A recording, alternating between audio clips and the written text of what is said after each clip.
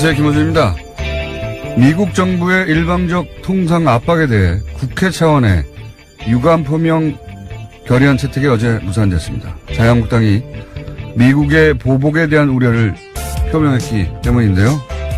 저는 이게 도무지 이해가 가지 않습니다. 트럼프 행정부는 이미 보복 관세를 이야기했고 세이프카드는 발동을 했고 철광 관세는 고관세는 예고를 한 데 이어서 애초 자신들이 부담하겠다고 했던 사드 포대 비용, 운용 비용, 전략자산 파견 비용은 방위비 증액 역시 일방적으로 증액을 압박하고 있습니다. GM의 군산 공장 폐쇄에 대해 트럼프는 내가 대통령이 되지 않았으면 이런 소식 듣지 못했을 거라며 자랑하고 있죠. 한미동맹은 미국을 주저하게 만드는 우리 안전판이 되는 게 아니라 오히려 이렇게 일방적으로 압박해도 쟤네들은 꼼짝 못하겠지 하는 미국의 볼모가 되어 있습니다. 그리고 상대는 이미 한미동맹에 대한 존중 따위 안중에도 없고 대놓고 무역에서 동맹 아니라고 말하고 있는데 거기에 우리도 보복 대응을 하자 이것도 아니고 우려와 유감을 표명하자는 것도 그것조차 못하고 있는 겁니다. 이유 없이 뺨을 맞아도 화를 내기는커녕 미국이니까 또 때릴지 모르니까 그냥 가만히 있자. 이게 보수의 가치인가요? 그런 보수는 필요 없다. 김원준 생각이었습니다.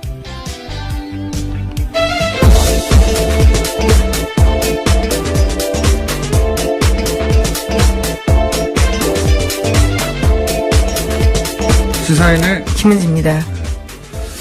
이럴 때 극명하게 드러나는 것 같아요. 네. 우리 보수라고 하는 뭐 다 똑같진 않겠지만 정치 세력이 이런 사태 그동안 이제 한미동맹 이 말로 다 통했는데 그 말 하나로 안 통하는 사태가 온 거예요 지금. 왜냐하면 상대방이 한미동맹 이를 말하는 게 아니라 동맹 아니다라고 말할 때 이럴 때 뭘 어떻게 해야 될지 모르는 거예요 지금 전혀. 그러면서 이제 그냥 이건 내부 총질을 하는 걸로 해결하고 있거든요. 그 친북 정권이라서 미국이 저렇게 나온다든가. 친북 정권하고 무슨 상관이 있어요 이게. 이게 말이 안 되는 게 뉴스공장에서도 한 3, 4주 전쯤에 저희 다뤘지만 한국산 세탁기 세이프가드 여기서부터 막 뉴스가 나오기 시작한 건데 이거 미국 월풀사가 이명박 정부 때 제소한 겁니다. 그래서 우리는 또 WTO 제소하고 그래서 우리가 이겼어요. 네. 그리고 나서 월풀이 다시 박근혜 정부 때 세이프가드 신청해서 트럼프 정부가 이번에 먹인 거거든요. 이거 다 이 친북 정권이라서 그랬다면 이명박 박근혜 정부도 다 친북 정권이라서 미국이 이런 거예요. 말이 안 되는 거예요. 이런 게 다. 보수 집권할 때 다 시작된 겁니다. 철강도 마찬가지고. 근데 이제 트럼프는 지금 중간선거 때문에 더 밀어붙이는 거잖아요. 어제 저희가 다뤘지만. 네, 내년 11월, 올해 11월에 있습니다. 우리가 무슨 외교를 안 해서 그런 게 아니고, 우리가 외교를 어떻게 트럼프 탄핵을 막거나 트럼프 제소를 시킬 수가 있어요. 우리하고 상관없는 거예요, 이건. 미국 사정이지. 여기서 갑자기 친북 정권이 왜 나옵니까? 이렇게 국익이 문제될 때는 원래 보수가 더 강경한 거거든요. 만약에 GM 관련해서 우리 정부가 돈을 보조해 줘야 되느냐 이런 여론조사하면 보수가 더 많이 반대해요. 성향상. 근데 우리 정치권은 말이 안 되는 거예요. 그러니까 기본적인 뭐를 근거로 자신들이 보수라고 하는지 모르겠어요. 미국이 형님인 게 보수가 아니잖아요. 하여튼 가늠저가 되는 지금 사태가 벌어지고 있다. 보수의 정치가 무엇인가 하는 가늠저가 되는. 자, 한동안 계속되겠네요, 이거는. 네, 워낙 큰 이슈여서요. 예. 예, 하지만 다스 소식 먼저 전해드리겠습니다. 예. 강경호 현 다스 사장이 다스는 이명박 전 대통령의 것이라고 검찰에 진술했다고 합니다. 오늘 아침 한국일보 보도인데요. 강 사장은 2009년 6월부터 이상은 다스 회장과 함께 공동대표를 맡고 있습니다. 검찰에서요. 이명박 전 대통령 지시를 받아서 다스 사장으로 취임했다라고도 진술했고요. 또 다스 사장 취임 이후에도 칠권이 전혀 없었고 인사 등 주요 사항은 이시영 씨가 지고 있었다라고 합니다. 죄송합니다. 며칠 전에 이어서 이제 발음 꼬이는 거 저희가 한번 모아가지고. 네. 또 갑자기 감기 기운이 있네요. 예. 네, 그러네요. 예. 네. 다스 사장은 바디 사장이다. 그런 얘기고, 이때까지 쭉 그래왔죠. 그리고 이제 계속 얘기하지만 뚝이 무너지고, 예, 그 뚝을 버틸 힘이 없다는 걸 아는 순간부터 이제 각자 도생하는 것이고, 이제 이명박 전 대통령 혼자 남았어요, 사실상. 네, 그렇죠. 정말 혼자 남았습니다. 네. 김성우 전 사장도 그렇고요. 또 이동영 부사장도 다 진술을 하고 있습니다.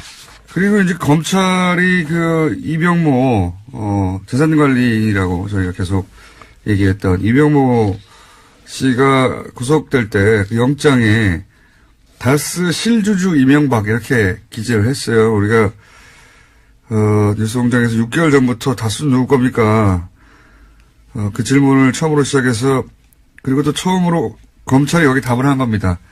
예, 실주주 이명박 이렇게 답을 한 것이고, 예. 네, 검찰이 실소유주로 명시한 것은 이번이 처음이기 때문에 굉장히 의미 있는 일입니다. 그러니까 추정되는 이런 얘기 할 필요 없어요, 이제. 사실 많은 언론들이 여전히 추정되는 이라고 하는데 검찰이 여기다 썼다는 얘기는 자신 할 만큼 전직 대통령에 관련된 이야기인데 자신 할 만큼 수사가 끝났다는 얘기거든요. 네, 혐의 입증했다라는 뜻으로 보이는데요. 네, 이제 이명박 전 대통령은 정말 남았습니다. 그리고 이렇게 써가지고 구속됐잖아요. 예, 법원도 그렇게 판단한 거거든요, 사실은. 예, 다시 혐의가 소명됐다라고 하고 있거든요. 이렇게 되면 이제 거슬러 올라가서 그 김경준 씨를 다시 생각해 봐야 됩니다. 김경준 씨가 지은 죄는 죄고 주가적 죄죠. 예. 이제 김경준 씨가 그 가운데 억울하다고 주장한 부분도 있거든요. 내가 죄인이면 이명박 전 대통령도 죄인이다. 근데 그 주장 중에 BBK 투자할 때 거슬러 올라가서 이게 언제적 얘기입니까? 28년 전 얘기입니다. BBK 투자할 때 18년 전이군요. 18년이 아니라. 190억 투자하는데, 30분 만에 결정됐다 그러거든요. 근데 이제 그게 사연을 들어보면, 김경주 씨는 당시 다스의 김성우 사장을 처음 보는 사람이라고 했어요. 처음 보는 사람. 처음 보는 사람인데 가니까 돈 주더라. 이게 다 이명박 전 대통령이 다스의 실소유주니까 가능했던 거 아니냐, 이런 얘기 했단 말이죠. 그때부터. 물론 뭐, 지난 18년 동안 인정 안 됐죠, 이 주장은. 근데 이렇게 되면 이제 뭐가 연결되냐면 이명박 전 대통령은 BBK 주가 조작의 주범이 되는 겁니다. 그렇죠. 그 돈은 그 돈의 주인이 이명박 전 대통령이었기 때문에 그 주가 조작에 쓰인 돈도 역시 이명박 전 대통령의 허락이나 개입 없이는 쓸 수 없었던 거거든요. 제가 보기에 개인적으로 수많은 일들이 있지만 경제적 관점에서 가장 악질적인 범죄는 이 주가 조직이에요. 네, 김경준 씨는 그걸로 실형을 살았거든요. 꽤 오래 살았습니다. 10년 우리나라에서만 10년까지 살았고, 내용적으로 보면 왜 악질적이라고 하냐면, 액수는 이거보다 큰 게 많죠. 4대 강도 그렇고. 근데, 가장 악질적이라고 생각하는 게, 이 BBK 사업은 실패했어요. 실패해서 손실을 보게 생겼어요. 그러면 사업하다 실패하면 거기서 끝나야 돼요. 근데 이때부터 한 일이 뭐냐면, 본전이 너무 가까운 겁니다. 이명박 전 대통령의 본전 의식은 정말 어마어마하잖아요. 예? 다스 대납, 삼성의 대납, 돈 남은 거 미국 가서 받아오라고 그랬던 분이잖아요. 10억까지도 챙겼습니다.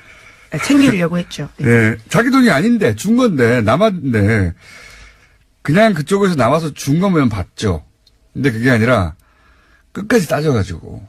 어쨌든, 본전 의식이 어마어마한데 이때 발동이 돼요.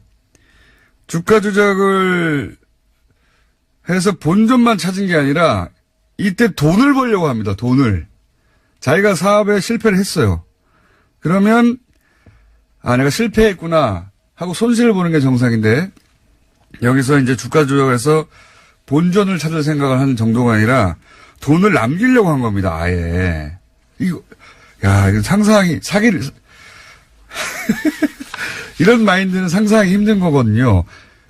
그렇게 해서 1000명한테 1000억 원 손해를 입히고 그런데 나중에 아마도 둘 사이에 분쟁이 생겨서 140억을 못 돌려받아서 여기까지 온 거거든요. 그때 욕심 때문에.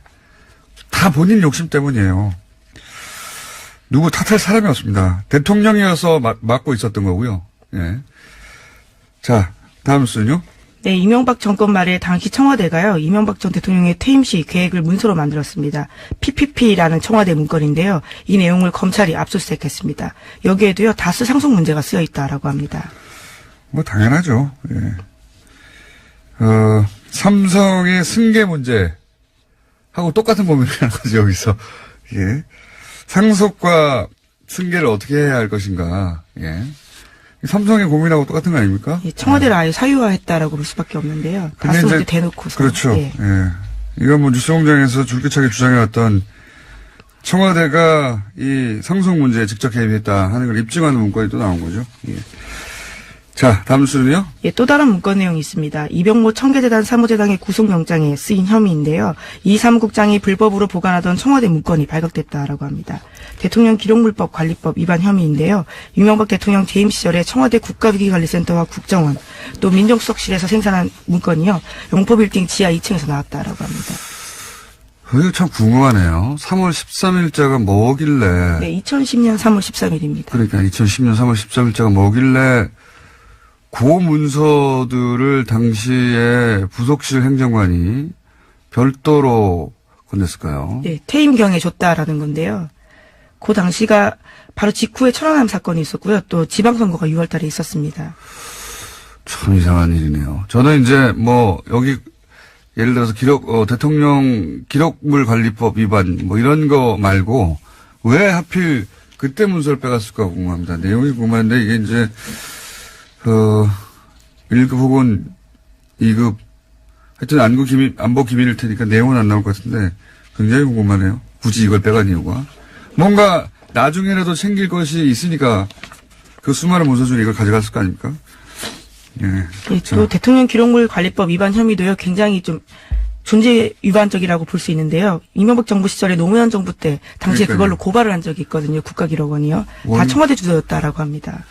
근데 왜 그건 다 알겠는데 뭐였을까요, 내용이? 그게 궁금합니다. 자, 앞으로 나올래나?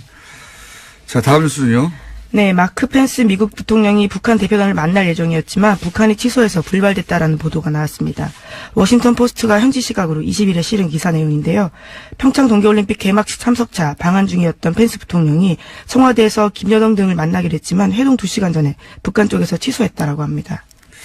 이게 이제 펜스가 미국 가서 비판을 많이 받았거든요. 상당히. 그리고 북한과 외교전에서 졌다. 이건 외신들의 뭐 대체적인 평가였고, 미국 가서 뭐 했냐, 아니, 한국 가서 뭐 했냐, 이런 비판 강도가 미 국내적으로도 높았고, 다른 나라의 평가들도 완패했다. 여기에 대해서 이제 펜스가 디펜스 하는 거죠. 예. 언론 플레이를 하는 겁니다. 언론 그렇죠. 플레이를 워싱턴 해서. 포스트에 사실상 내용을 알려준 건데요. 근데 자기가 가서 직접 얘기하고 이랬다고. 근데 이게 이런 거 공개 안 하는 거거든요, 원래. 네, 외교적으로는 불문율이라고 예. 합니다. 왜냐면은 이런 마크 접촉을 공개해버리면 다음 마크 접촉을 어떻게 합니까? 다 공개될 거라고 생각해서, 못하게 된단 말이죠. 그만큼 이제 비난을 많이 받았다는 얘기기도 하고 또 한편으로는 이거는 미국 특히 펜스 쪽에서의 디펜스일 뿐이다. 여기에는 굉장히 원래 라임이 살아있네요. 펜스의 디펜스. 그러니까 한번 해보니까 괜찮아 계속 하는 거예요. 여기 우리나라 버전이 있을 수 있고요. 그리고 북한 버전이 있을 수 있습니다. 이건 미국 펜스의 디펜스 버전인 거예요. 예. 원래 동네 사람들끼리 싸워도 각각 자기 입장이 완전히 갈려요. 그냥 미국의 펜스 입장을 일방적으로 기정사실할 필요는 없어요. 아, 이쪽에서는 이렇게 디펜스가 나오는 거구나. 그러는 거고요. 그리고 이제 이걸 기준으로 해도, 예, 북한이 취소한 이유가 펜스. 직전에 탈북자를 만나고. 그렇죠. 예. 펜스 부통령이 일부러 직전에 탈북자를 만나서 자국민을 고문하는 정권이다. 이렇게 말을 했거든요. 직전에. 이거 참 촌스럽게 얘기하는 거예요. 만약에 북한이 미국을 만나기 직전에 콴타나모에서 나온 죄수를 만나가지고 고문당했어요? 이런 거 물어보고 고문당했죠. 미국도 고문하는 정권이라고 하고 이라크 가가지고 미군들이 성폭행했단 말이죠. 그 감옥에서. 그런 걸 굳이 그 사람들 불러서 피해자 가지고 얘기해봤어. 하면 이거 만나겠습니까? 예. 근데 그렇게 해서 굳이. 예. 잘한 거 하나도 없어요, 그쪽에서. 기왕에 이제 그 넘버2끼리 만나자고 하는 건데 이미 알고 왔다는 거잖아요. 더더욱이. 네, 이미 2주 전에 정해진 일정이라고 하는데요. 이와 관련해서는 워싱턴 포스트가 보도하고 있습니다. 그러니까요. 이거 뭐 저쪽의 일방적인 디펜스고 그 말을 다 맞다고 치더라도 참 촌스럽게 못했어요. 예. 굳이 이럴 필요가 없는데. 네, 위와 같은 소식이 알려지자 북한 노동신문도 관련된 내용을 냈는데요. 명색이 부통령이라고 하는 펜스가 체면도 다 집어던지고 조국을 반영한 쓰레기들을 만났다라는 식의 주장을 하고 있습니다. 뭐 북한은 또 북한 주장을 하겠죠. 예. 근데 우리는 입장을 낼 수가 없는 겁니다. 여기서. 네, 임종석 비서실장은 그에 대해서 입을 열고 있지 않은데요. 당연하죠. 이게 이제 뭔가 긴밀하고 내밀한 이야기들이 오갔을 거란 말이죠. 오갔는데 여기서 이제 미국의 펜스가 그럼 안 되는데 하도 몰리니까 국내에서 비난 여론이 있으니까 디펜스하고 나온 거예요. 관례를 깨고. 예, 펜스의 디펜스 여러 번 나옵니다. 이 자체가 나쁜 거예요. 그 관련자들 물먹이는 거거든요. 그럼 다음에 어떡하란 말이에요, 이렇게. 자, 다음 뉴스 뭡니까? 네, 미국 GM이 군산공장 철수 발표하고 우리 정부에 1조 원 이상 지원, 세제 혜택 줄 것을 요청한 바 있습니다. 이러한 사실이 알려지면서요, 과거 전력들이 주목받고 있는데요. 유럽과 호주 등에서 일자리와 지역 경제를 빌미로 정부를 압박해서 구조조정 비용 전가했던 GM의 과거 인력이 다시 한번 주목받는다라는 겁니다. GM은 이거 도사예요, 도사. 저도 자료를 좀 찾아보니까, 도사구나, 하는 생각이 드는 게, 무엇보다 먼저 눈에 띄는 건, 이런, 이슈를 치고 나오는 시점입니다. 각 나라의 무슨 총선이나, 지방선거나, 이럴 때 직전에, 우리도 시기를 중심으로 보면 딱 그때예요. 우리도 역시, 지방선거 때, 그 여론 때문에 지금 예민하단 말이에요. 그러니까 정부 쪽에서 자기들이 이렇게 때를 쓸 때, 때를 쓴다고 그냥 꺼져. 이러지 못할 타이밍을 생각해보면 당연한데 철저하게 선택해서 치고 나온다. 이번에도 보십시오. 설 직전 여론을 중요할 때. 그리고 지금 뭐 4월 달까지 어떻게 한다 뭐 이런 얘기 있잖아요. 지방선거 직전이거든요. 정부 입장에서는 이게 이제 방어적인 자세를 취할 수밖에 없단 말이죠. 어떻게든 민심이 위반되지 않을 정책을 내놔. 뻔히 알면서도 철저하게 그런 거 잘, 타이밍을 잡고, 더 얄밉죠. 스웨덴 그런 사례 많이 얘기하고 있지만 요즘 네, 모든 언론들이. 사고공장 이야기가 많이 나옵니다. 돈 다 줬는데 떠나요. 자기들 다 먹고 나서. 그러니까 우리도 여기에 공적 자금을 투입하면 1, 2년 혹은 뭐 3, 4년 더 끌 수는 있지만 GM이 그냥 떠나겠다고 하면 아무도 못 말려고 또 떠나는 겁니다. 네. 그래서 저는 그렇게 떠나도 상관없다. 우리는 추가 투자 없다. 라고, 해서 후속으로 예를 들어서 그 회사를 판다거나 아니면은 거기에 직업 안정 대책 자금이 들어간다든가 그 비용하고 이렇게 시간을 좀 벌려고 공투 자금을 투입하는 거하고 냉정하게 비교해 봐야 된다고 봅니다, 저는. 예. 이렇게 볼모로 잡고, 예. 목줄을 흔드는 것을 워낙 잘하기 때문에. 네, 이에 대해서는 GM의 이대주주인 산업은행에서도 그런 이야기가 나오고 있는데요. 운명은 언제든지 뒤집힐 수 있다라는 식의 이야기가 있다고 합니다. 그러니까 돈 줘도 자기들 떠난다는데요, 사기업이. 그거 어떻게 말려요? 말릴 수가 없어요. 다른 나라들도 이런저런 조항을 안 낸 게 아닙니다. 바보가 아니니까. 그래도 그냥 떠나는 거예요. 예. 자기들이 떠나고 싶을 때. 사기업이니까요. 게다가 지금 이 GM이 우리도 당신들도 투자하라고 하니까 투자하겠다고 하는 게 실제 돈을 넣는 게 아니고 자기들이 이 한국 GM이 가지고 있는 부채를 투자한 셈 치겠다는 거거든요. 돈 한 푼도 안 넣는 거예요. 우리 정부는 생돈을 늘어오는 거고 자기들은 빚이 있는데 그거 털어낼게 이런 의미거든요. 아무 의미 없어요. 게다가 그 빚이 어떻게 생긴 겁니까? 계속 얘기했듯이 쥐어짜가지고 현금 가져가서 생긴 거거든요. 빚을 만들어 놓고 그 빚을 까줄게 이런 거예요. 돈을 하나도 안 넣고. 얄미움의 극치입니다. 진짜. 불법은 아닌데 할 수 있는 최대한 박박 긁어서 상황을 만들어 놓은 다음에 싫음 말고 이런 태도로 나오는 거죠. 예. 근데 이제 그게 딱 타이밍이 지방선거 직전이다. 이런 것도 다 계산된 거다. 자, 이 뉴스도 계속 나올 뉴스네요. 자, 다음 뉴스는 뭡니까? 하나 정도 더 하고 끝내야 될 것 같아요. 예. 네, 트럼프 행정부가 외국산 철강과 알루미늄에 대해서 높은 이율로 관세부가 추진하고 있습니다. 이에 대해서 미국 내에서도 비판이 이어지고 있는데요. 산업부양 효과를 내지 못한 채 무역 분쟁만 초래한다라는 비판이 있다고 합니다. 뭐 비판은 있겠지만 트럼프는 이런 거 따질 때 미국 내 비판이라든가 또는 뭐 동맹국의 사정이라든가 이런 거 따질 형편이 아니에요. 이번에 그 지방선거에서 어제도 저희 한번 다뤘지만 지방선거에서 망하면 망합니다. 트럼프는. 예. 탄핵 위기까지 갈 수 있다라는 식의 그러니까요. 이야기인데요. 지금 그 상하원이 다 민주당으로 바뀌면 지지율도 어차피 역대 최한데 망해요, 망해. 그러니까 지금 남 쳐다볼 형편이 안 되는데 여기다 대고 무슨 뭐 국내 보수에서 그러니까 우리나라 보수에서 이게 친북 정권이라서 다 말도 안 되는 소리예요. 그냥 관심도 없어요. 거기에 대해서 트럼프는 자기 살 길 찾느라고 하나 정도 더 해야 될 것 같은데 네이버 얘기 잠깐 할까요? 네, 어제 한성숙 대표가 행사에서 한 이야기인데요. 뉴스 배치와 댓글과 관련해서 조작 논란에 휩싸였던 네이버가 뉴스 댓글 정책을 전면적으로 개편하겠다라고 밝혔습니다. 아직 구체적인 내용이 나온 건 아닌데요. 댓글 서비스를 바꾸는 방안을 다각도로 검토하고 있다고 합니다. 자, 이 뉴스는 네이버도 이제 지금 들끓고 있는 뭐 예를 들어 댓글 정책이라든가 뉴스 배치 문제에 대해서 모르는 바가 아니라는 거죠. 예, 모르는 바가 아닌데 댓글에 대해서 매크로가 지금 작동하고 있다라고 하는 정황들에 대해서는 여러 차례 저희도 얘기했고 다른 뉴스에서도 조금씩 다릅니다. 근데 제가 자신 있게 말씀드리는데 다스는 누구 겁니까 할 때처럼 지금 네이버의 댓글은 매크로가 작동해서 만들어지는 겁니다.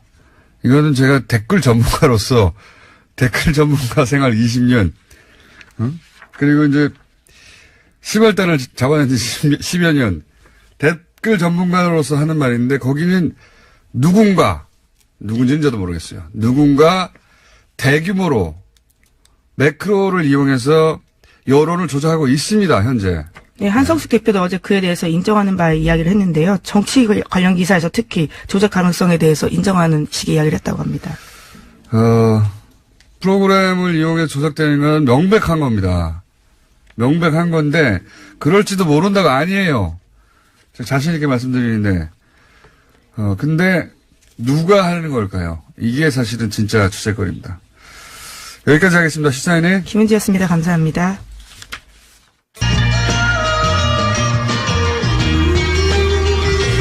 러브스토리 주제가죠. 예. 지난주에 제가 그 주제가를 남가요 주제가라고 잘못 말했는데 남가요 더불어민주당 송영길 의원 자유한국당의 나경원 의원 나오셨습니다. 안녕하십니까? 네, 안녕하세요. 첫 시간 하고 났더니 주변 반응이 어떻던가요? 너무 점잖하게 한다 그러던데. 점잖하게 한다. 나경원 좀 혼내주라고. 아니, 이렇게 야당 탄압을 하는군요. 혼내주겠다고 막 그러시는 거 아니겠습니까, 지금? 의원님은 송 의원님하고 한번 하고 났더니 뭐라고 주변에서 그런가요? 뭐 저는, 그저께 이제 저희 동네 분들이 듣는다 그러셔서 어떠세요? 그랬더니 네. 그냥 소신 있게 말씀하시대요. 그러시더라고요. 그래서 그 방송은 좀 그렇잖아요. 그러던데요. 그 방송은 좀 그런데요. 거기에 나가서 소신 있게 말씀하시대요. 그러던데요.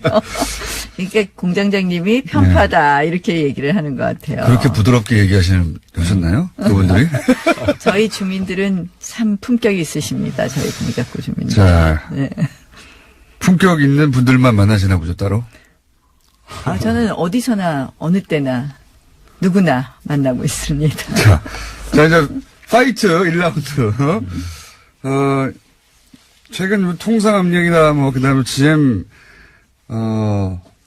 뭐라고 해야 될까 폐쇄 결정 이런 이야기 계속 나오고 있습니다. 요 GM부터 한번 얘기 다뤄보죠.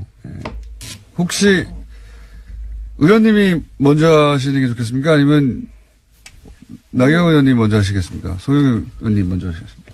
네, GM 자동차 문제가 이제 논란이 되고 오늘 산자부 장관과 이제 그 GM 대표가 만난다 그러는데 핵심은 그런 것 같습니다. 지금 GM이 본사가 GM 코리아한테 주고 있는 27억 달러 부채를 출자로 전환시키고 네. 추가로 28억 달러를 투자한다는 말이 있는데 그에 대한 확인이 필요하고 신차 2개를 창원과 부평공장에 배정해서 50만 대 물량을 유지해 주겠다라는 건데 그와 함께 우리 이 한국 산업은행에 추가 출자를 요구하고 있는데 그 전제로서 실사가 필요합니다. 노사 양측 간의 지금 불신이 뭐냐? 지금 의도적으로 GM 본사가 GM 코리아의 적자를 유도하고 있다. 그렇죠. 여러 가지 부품을 비싸게 공급하고 또 ISP라고 인터내셔널 서비스 퍼슨이라는 임원들이 한 100여 명 와 있다는데 최저비 월급이 5억이면 그것만 해도 500억입니다. 그다음에 로열티를 가져가고 R&D 비용으로 해서 개발된 차의 소유권, 지적 무역 소상권도 본사가 다 가져갔다. 여러 가지 이런 구조적 문제를 놔두고 추가 출자를 해봤자 밑빠진 독에 물 붓기가 될 거 아니겠는가. 이런 것에 대한 실사의 동의를 좀 한다 그러니까 그 실사를 기초로 그린필드 투자. 단순히 채권을 출자로 전환하는 수준을 넘어서 추가 출자를 확실히 한다면 여러 가지 같이 대응한 검토가 필요하다 이렇게 생각합니다. 뭐 추가 출자 문제도 저희가 좀 더 봐야 되고요. 저는 이 GM 사태를 보면서 결국 본사의 부실 경영 플러스 고비용 저효율 구조와 낮은 생산성 이 두 가지가 복합되어 있다고 봅니다. 그래서 사실은 낮은 생산성이요. 그러니까 두 가지가 다 문제죠. 특히 이제 GM 본사는 지금 GM 코리아로부터 뭐 아까 송 의원님도 말씀하셨지만 R&D 비용으로 매년 지금 6천억씩 가져갔다는 것도 나와요. 그래서 사실은 양쪽이 다 저희가 GM을 실사하는 것도 필요하고 결국 노사 간의 이 문제를 어떻게 해결할 것이냐 이 부분에 대해서 먼저 협상하게 하는 것이 필요하다고 생각을 합니다. 그리고 노사가 자구책을 먼저 내놓게 하는 것이 필요하다. 저 굉장히 사실은 GM에 대해서 저도 의심의 눈초리를 보고 있는데요. 근데 역시 노조 책임도 있다. 그러니까 양쪽의 책임이 다 있다는 겁니다. 노조의 책임도 있다고 봅니다. 뭐 예컨대 군산공장에 같은 경우에도 뭐 한 달에 7일 일하고 다 받아가고 뭐 했다는 그런 기사를 봤거든요. 그래서 저는 이렇게 생각을 합니다. 이제 저희가 선거를 앞두고 정치권이 잘못해서 성급하게 개입하거나 과도하게 개입하는 경우에 결국 우리가 국민 세금으로 잘못해서 이 GM 코리아의 어떤 구조적 변화 없는 밑빠진 독에 물붓기가 될 수 있다 이렇게 생각을 합니다. 그래서 노사의 자구책이 필요하다고 생각을 합니다. 그래서 실사도 필요하고 그 GM 코리아의 지금 현재의 경영 상태를 들여다보는 것 플러스 저는 여러 가지 이러한 비슷한 글로벌 기업들이 공장을 철수하려고 했을 때의 여러 가지 다른 해외 사례도 좀 봐야 되겠다 이런 생각을 합니다. 그래서 르노 자동차의 스페인 공장 철수 당시에 근로자들이 임금 동결하고 했던 그런 노력이라든지 또는 일본의 P&G사의 철수 과정에서 일본 노동자들이 투쟁하거나 파업하거나 이런 것보다는 가서 본사를 가서 설득해서 경제 논리로 설득해서 생산성을 높였던 부분이라든지 이러한 부분을 결국 양측이 다 노력하는 모습을 저희가 요구해야 된다. 이렇게 생각합니다. 다행이네요. 그래도 저렇게 경제 논리로 접근해서 우리 홍준표 대표나 일부가 이것을 마치 우리 정부와 미국 간의 대북 정책에 대한 엇박자 때문에 보복으로 했다. 그리고 또 트럼프 대통령이 마치 GM 코리아 군산공장 폐쇄가 자기 공이고 이걸 가지고 디트로이트로 공장을 일자를 가져온다. 이렇게 정치적으로 이용하는 것은 대단히 좀 잘못된 거라고 봅니다. 그리고 친북 정권이라서 철수했다는 얘기 주장도 있잖아요. 자유한국당에. 홍 대표 말하고는 그렇게 좀 말씀을 다른 누가 거죠, 하셨는지 생각이. 모르겠지만 사실은 이제 그거는 전체적으로 지금 한미 간의 통상 충돌에 대한 걱정입니다. 사실은 아시다시피 트럼프 대통령이 선거 캠페인 내내 이런 이야기했어요. 한미 FTA는 재앙이고 자동차 공장, 자동차 산업은 일자리를 뺏는 것이고, 그리고 세탁기는 뭐 산업 파괴다. 이렇게 얘기했었거든요. 그리고 제가 그때 트럼프 대통령 당선 직후에 미국에 갔었습니다. 그런데 이제 그때 한국, 중국, 일본 중에서 환율 조작국을 지정할 것이다. 이런 이야기를 공공연하게 했을 때, 미국의 조야에서는 이 통상 압박의 제일 타겟은 한국이라는 것이 아주 공공연한 사실이었습니다. 그런데 그동안 저희가 전혀 준비를 하지 않은 것이죠. 예컨대 이제 통상본부만 전혀 해도 준비를 지금 하지 않은 게 아니라 준비를 잘해서 환율 지정 재당수도 우리가 잘 이겨냈고요. 두 가지 문제가 있다고 생각하는데요. 제가 일보로스를 만나고 왔어요. 근데 나름대로 누구 만나고 오셨어요? 일보로스 상무장관을 만나서 여러 가지 얘기를 지난번에 가서 나눴습니다. 만나고 오셨죠. 예. 예. 그래서 그런데 이게 지금 사실 트럼프 대통령이 근본적으로 자유무역주의라는 보수주의 가치를 훼손하고 있는 겁니다. 이 자유한국당이 제왕적 대통령제 항상 비판하는데 트럼프 대통령이 이런 모습을 비판을 해줘야 된다고 봐요. 아니 트럼프 그리고 대통령 이 우리가 고칠 수가 없는데. 아니 왜 이거는 국제사회는 서로 간의 여론이기 때문에 이런 문제가 발생하면 진정한 보수 정당이 나온다면 자유무역주의를 훼손하고 오직 했으면 월스트리트 저널이 사설로 비판했겠습니까? 이 트럼프 대통령의 이런 모습을. 그러니까 이런 점을 같이 우리 여야가 목소리를 해줘야지 무슨 문제가 발생하면 무조건 정부한테 공격하기 전에 정부의 잘못도 지적해야겠지만 먼저 미국의 이런 부당한 요구에 대해서 단호한 목소리를 내주는 것이 국익을 지키는 것이다. 저는 이렇게 생각합니다. 그때 이제 뭐 대통령께서도 안보하고 통상은 분리해서 결연한 대응을 하시겠다 이렇게 말씀하셨어요. 뭐 저희가 듣기에는 속 시원합니다. 근데 과연 우리가 실익이 있을까 굉장히 걱정되는 부분입니다. 이제 준비 안 됐다라고 말씀드리는 것은 이런 거예요. 뭐 통상본부 쪽이 제대로 정비되지 않았다 이런 이야기를 할 수도 있지만 실질적으로 일본 예를 한번 보시죠. 일본은 이번에 철강 수출국 철강을 미국에다 수출하는 우리보다 훨씬 더 많이 수출함에도 불구하고 철강에 높은 관세를 부과하는 53% 관세죠. 에서 빠졌습니다. 뭐라고 설명했느냐? 아니, 미국이 일본을 제외한 이유는 미국이 이제 철강 수입을 갖다가 높은 관세를 붙여서 규제하는 것의 이유가 철강 수입이 미국의 안보에 위협이 될 수 있다라는 이유를 하면서 그 12개국에 우리나라를 포함시키지 않았습니까? 근데 일본에 대해서 제외한 이유는 동맹국으로부터 철강을 수입하는 것은 안보에 위협이 되지 않는다 하면서 일본은 그 부분에 대해서 제외시켰습니다. 네, 그건 좀 결국 뭐냐 팩트 우리가 확인이 필요한데요. 아니요. 확인해 보세요. 실제로 그런데 이게 실제로 지금 우리 한국이 미국에 수출하는 게 365만 톤이고요. 일본이 수출한 게 170만 톤이에요. 우리가 2배를 더 많이 수출합니다. 아까 일본이 더 많이 수출하는 건 잘못된 일본이 철강을 우리 대한민국 일본에 비해서 2배가 넘게 수출하고 있어요. 네, 그리고 이거 수출 증가율이 우리가 40%가 늘었는데 일본은 2%가 줄었습니다. 자, 일본이 철강 관세 미국에 수출하는 게 우리가 일본에 비해서 2배를 수출한다니까요. 일본이 철강 관세 폭탄에서 제외됐습니까? 안 됐습니까? 아니, 제외됐잖아요. 아니, 그리고 그것은 일본의 세 가지 중에 하나로 아직 확정도 안 된 사안일 뿐만 그러니까 아니라 세 가지 중에 그냥 그 한 가지 상공부가 사안. 백악관에 제시한 세 가지 안 중에 하나이고요. 세 가지 안 중에 하나이라는 것도 저도 알고 있고요. 4월 근데 11일 날 결정하는 건데 그러니까 근데 지금 결정도 되지 않았고 세 가지 안 중에 하나인 걸 가지고 기정사실화해서 논란을 피울 게 아니라 이것 자체의 문제점을 지적하고 대응하는 게 지금 단계에 필요하다 이런 거고요. 그러니까 아까 말씀한 대로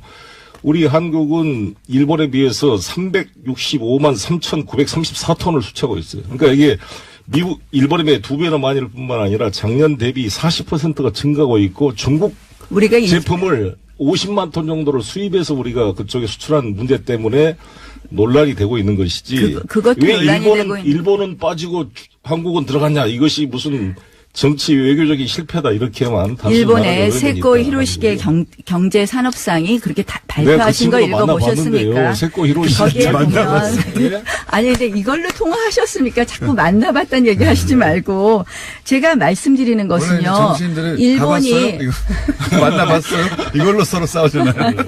일본이 여기서 제외된 이유는 일본으로부터 수입하는 것은 안보에 영향을 주지 않는다라는 얘기를 미국 측에서 했다고 발표했던 거거든요. 정치인입니다. 그런데 자민당 국회의원이고 그분도 자기를 활용하는 말에 우리가 할 필요가 없고. 지금 잘 보세요. 안보와 통상을 분리해서 대응하자. 네. 이게 과연 트럼프의 말입니다. 아니 트럼프의 말이에요. 트럼프 대통령이 그렇게 한다고 해서 우리가 그 논리에 갔을 때 우리가 얻는 이득이 있을까요? 저는 사실은 문재인 대통령이 안보와 통상을 분리한다고 하면서 통상에 대해서 결연한 대응을 한다고 하셨는데 WTO도 우리가 예전에 이미 LG하고 삼성이 세탁기 관련해서 관세 폭탄 맞고 그리고 WTO에 제소해서 3년 후에 승소했는데요.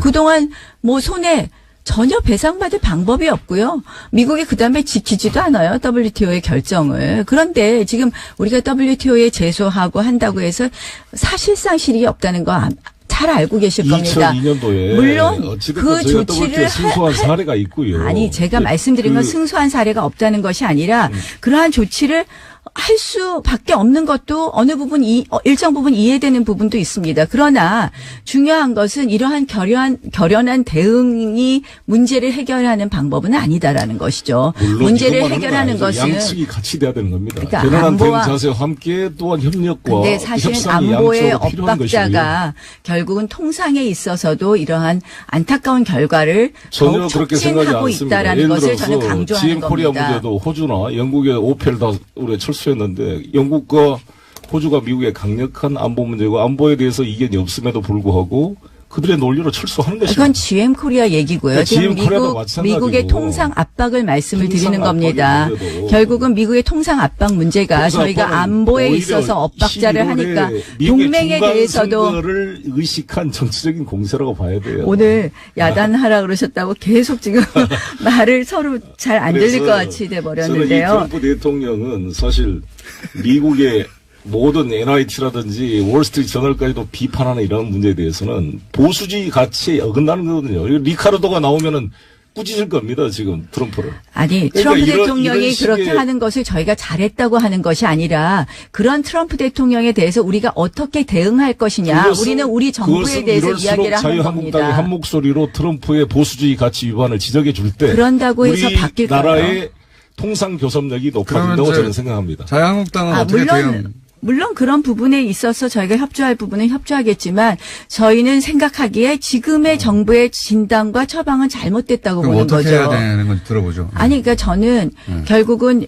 이제 트럼프 대통령이 우리에 대해서 so-called 그러니까 동맹이라고 소위 동맹이라고 불리는 한국 이런 식으로 표현을 했어요. so-called ally는 다 포함됐어요. 재팬도 포함되고 다 포함되는 말입니다.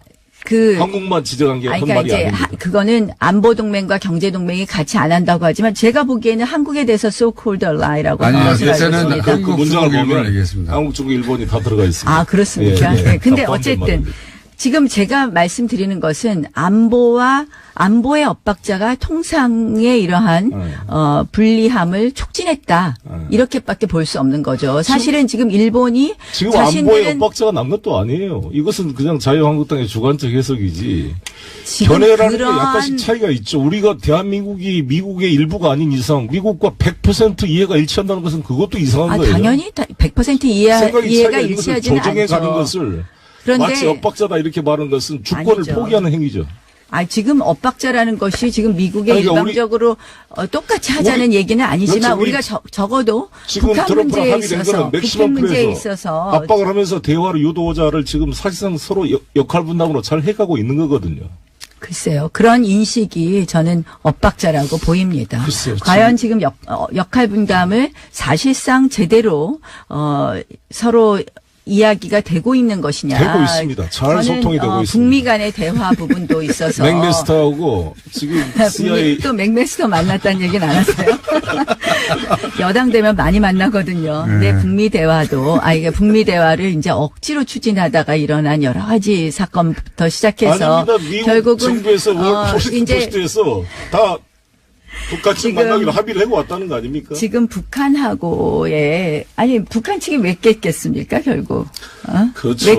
왜 깼습니까? 그러니까 그만큼 미국도 북한이 왜, 북한과 결국은 대화를 할 의지를 가지고 와서 2시간 전에 취소한 게 아쉬운 게 있지만 우리 정부가 얼마나 잘했습니까? 아니, 이걸 만들어 주려고 계기를 만드는 게 정말 잘한 거 아니겠습니까? 왜 그랬을까요? 네? 북한은 미국은 지금 북한이 하고 있는 통남 복미 정책, 의 정책에 우리가 무조건 따라가는 것에 대한 그러한 강력한 저는 경고의 메시지 있다고 생각을 합니다. 북한이 깼지만 코리아 패싱이라고 그렇게 비판하던 사람들이 이제 통남 복미인데 왜 코리아가 이제 운전자가 됐는데 왜 그걸 그게 칭찬을 운전자라고 해줘야죠. 생각하십니까? 이거 안 하면 또 패싱이라 그럴 거 아니에요. 그러니까 이것은 오히려 우리 상황을 주도할 수 있는 계기가 만들어진 것이고 저는 이게 문재인 대통령이 대단하다고 보는데 이거를 잘 만들어냈어요. 현재 상황에서 아직 이제 이방카가 오시고 또 누가 북에서 대표가 올지 모르겠습니다만 저는 이런 시도와 2시간 전에 비록 취소돼서 아쉬웠지만 이런 시도가 양측에서 있었다는 것 자체가 긍정적인 모습이고 이걸 좀 더 발전시키면 저는 접점을 만들어낼 수 있다 이렇게 생각합니다. 네, 이 정상회담의 여건이 성숙되면이라고 말씀하셨는데 지혜로운 과연 말입니다. 그 부분에 대해서는 말씀을 잘 하셨어요. 근데 네. 이 여건 성숙이 네. 어느 쪽을 상대로 한 여건 성숙이냐. 네. 결국은 북한에 대해서는 사실상의 양보가 없는 우리가 가장 큰 원칙이 문대통령이 뭡니까? 말씀했어요. 북미 대화가 돼야 된다고 말씀하신 거잖아요. 가장 큰 그것은 원칙이 비핵화가 뭡니까? 내포되어 있는 말입니다. 그러니까 가장 큰 원칙은 핵폐기인데 예컨대 대화의 테이블에 앉는데 저 실험 잠시 중단하고요. 이런 것을 여건 성숙이라고 보시면 큰일 날 거라는 말씀을 드리고요. 결국 미국이 저는 펜스 부통령 측에서 이러한 북미 대화가 북한의 반대로 북한이 무산시킨 것으로 깨졌다 하는 것을 알려준 이유, 그것을 사실상 밝힌 이유는 앞으로 여건 성숙에 있어서의 우리의 원칙은 확실한 핵폐기이다라는 것을 메시지를 주려고 했던 것 아닌가 하는 생각을 워싱턴 합니다. 포스트가 취재해서 말한 것이고요. 그것은 펜스가 그동안 너무 비시사적으로 좀 속 좁게 행동했다에 대한 비판을 물타기 하려고 저는 나온 면이 또 있다고 봅니다. 어찌됐건 중요한 것은 지금 전쟁으로 이 문제를 해결할 수 없는 이상 대화를 해야 되는데 대화의 조건을 어떻게 만드느냐 일종의 삽바 싸움의 과정이거든요. 이 과정을 잘 중재해서 한쪽으로는 북핵 경제 병진 노선이 불가능하다. 비핵화로 가지 않는 이상 남북 대화 이게 안 된다는 것을 아주 부드럽고 간접적으로 양측에 다 문재인 대통령이 제시한 거잖아요. 여건 성숙과 우물가에 숭늉 찾지 말자. 이 두 가지 비유가 정확하게 균형된 모습으로 문 대통령께서 지혜롭게 말씀했다고 보거든요. 이 내용을 어떻게 이제 잘 조정해낼 것인가. 잠시 저는 졸 뻔했습니다. 가장 큰 원칙이 할 일이 없어가지고.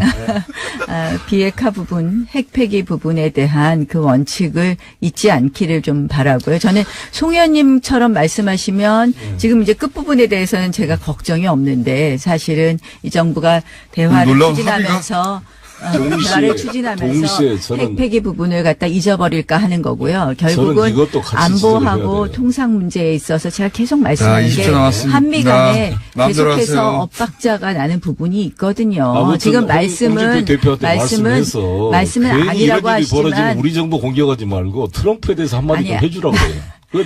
홍준표 대표가 트럼프 대통령한테 한마디 하면 10초 남았습니다. 트럼프 대통령 이거는 자유무역주의 원칙에 어긋납니다. MB도 그런 말 잘했잖아요. 그런 말을 한번 해주는 것이 우리 보수 정부가 정당의 먼저 잘 바뀌어야 된다라는 말씀을.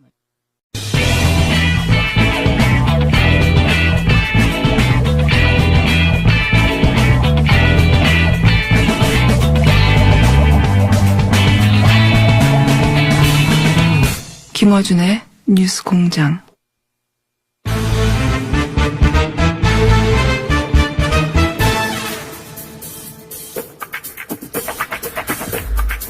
정치 구단주 민주평화당 박지원 전 이 강영호 예. 다스 사장이 네. 어제 다스는 MB 것이다. 예. 그렇게. 이렇게 검찰에 진술했다는 보도가 있습니다. 그렇습니다. 네. 그걸 맞았어요. 아. 일생 처음으로 맞힌 겁니다. 일생 처음으로 맞춘 겁니다.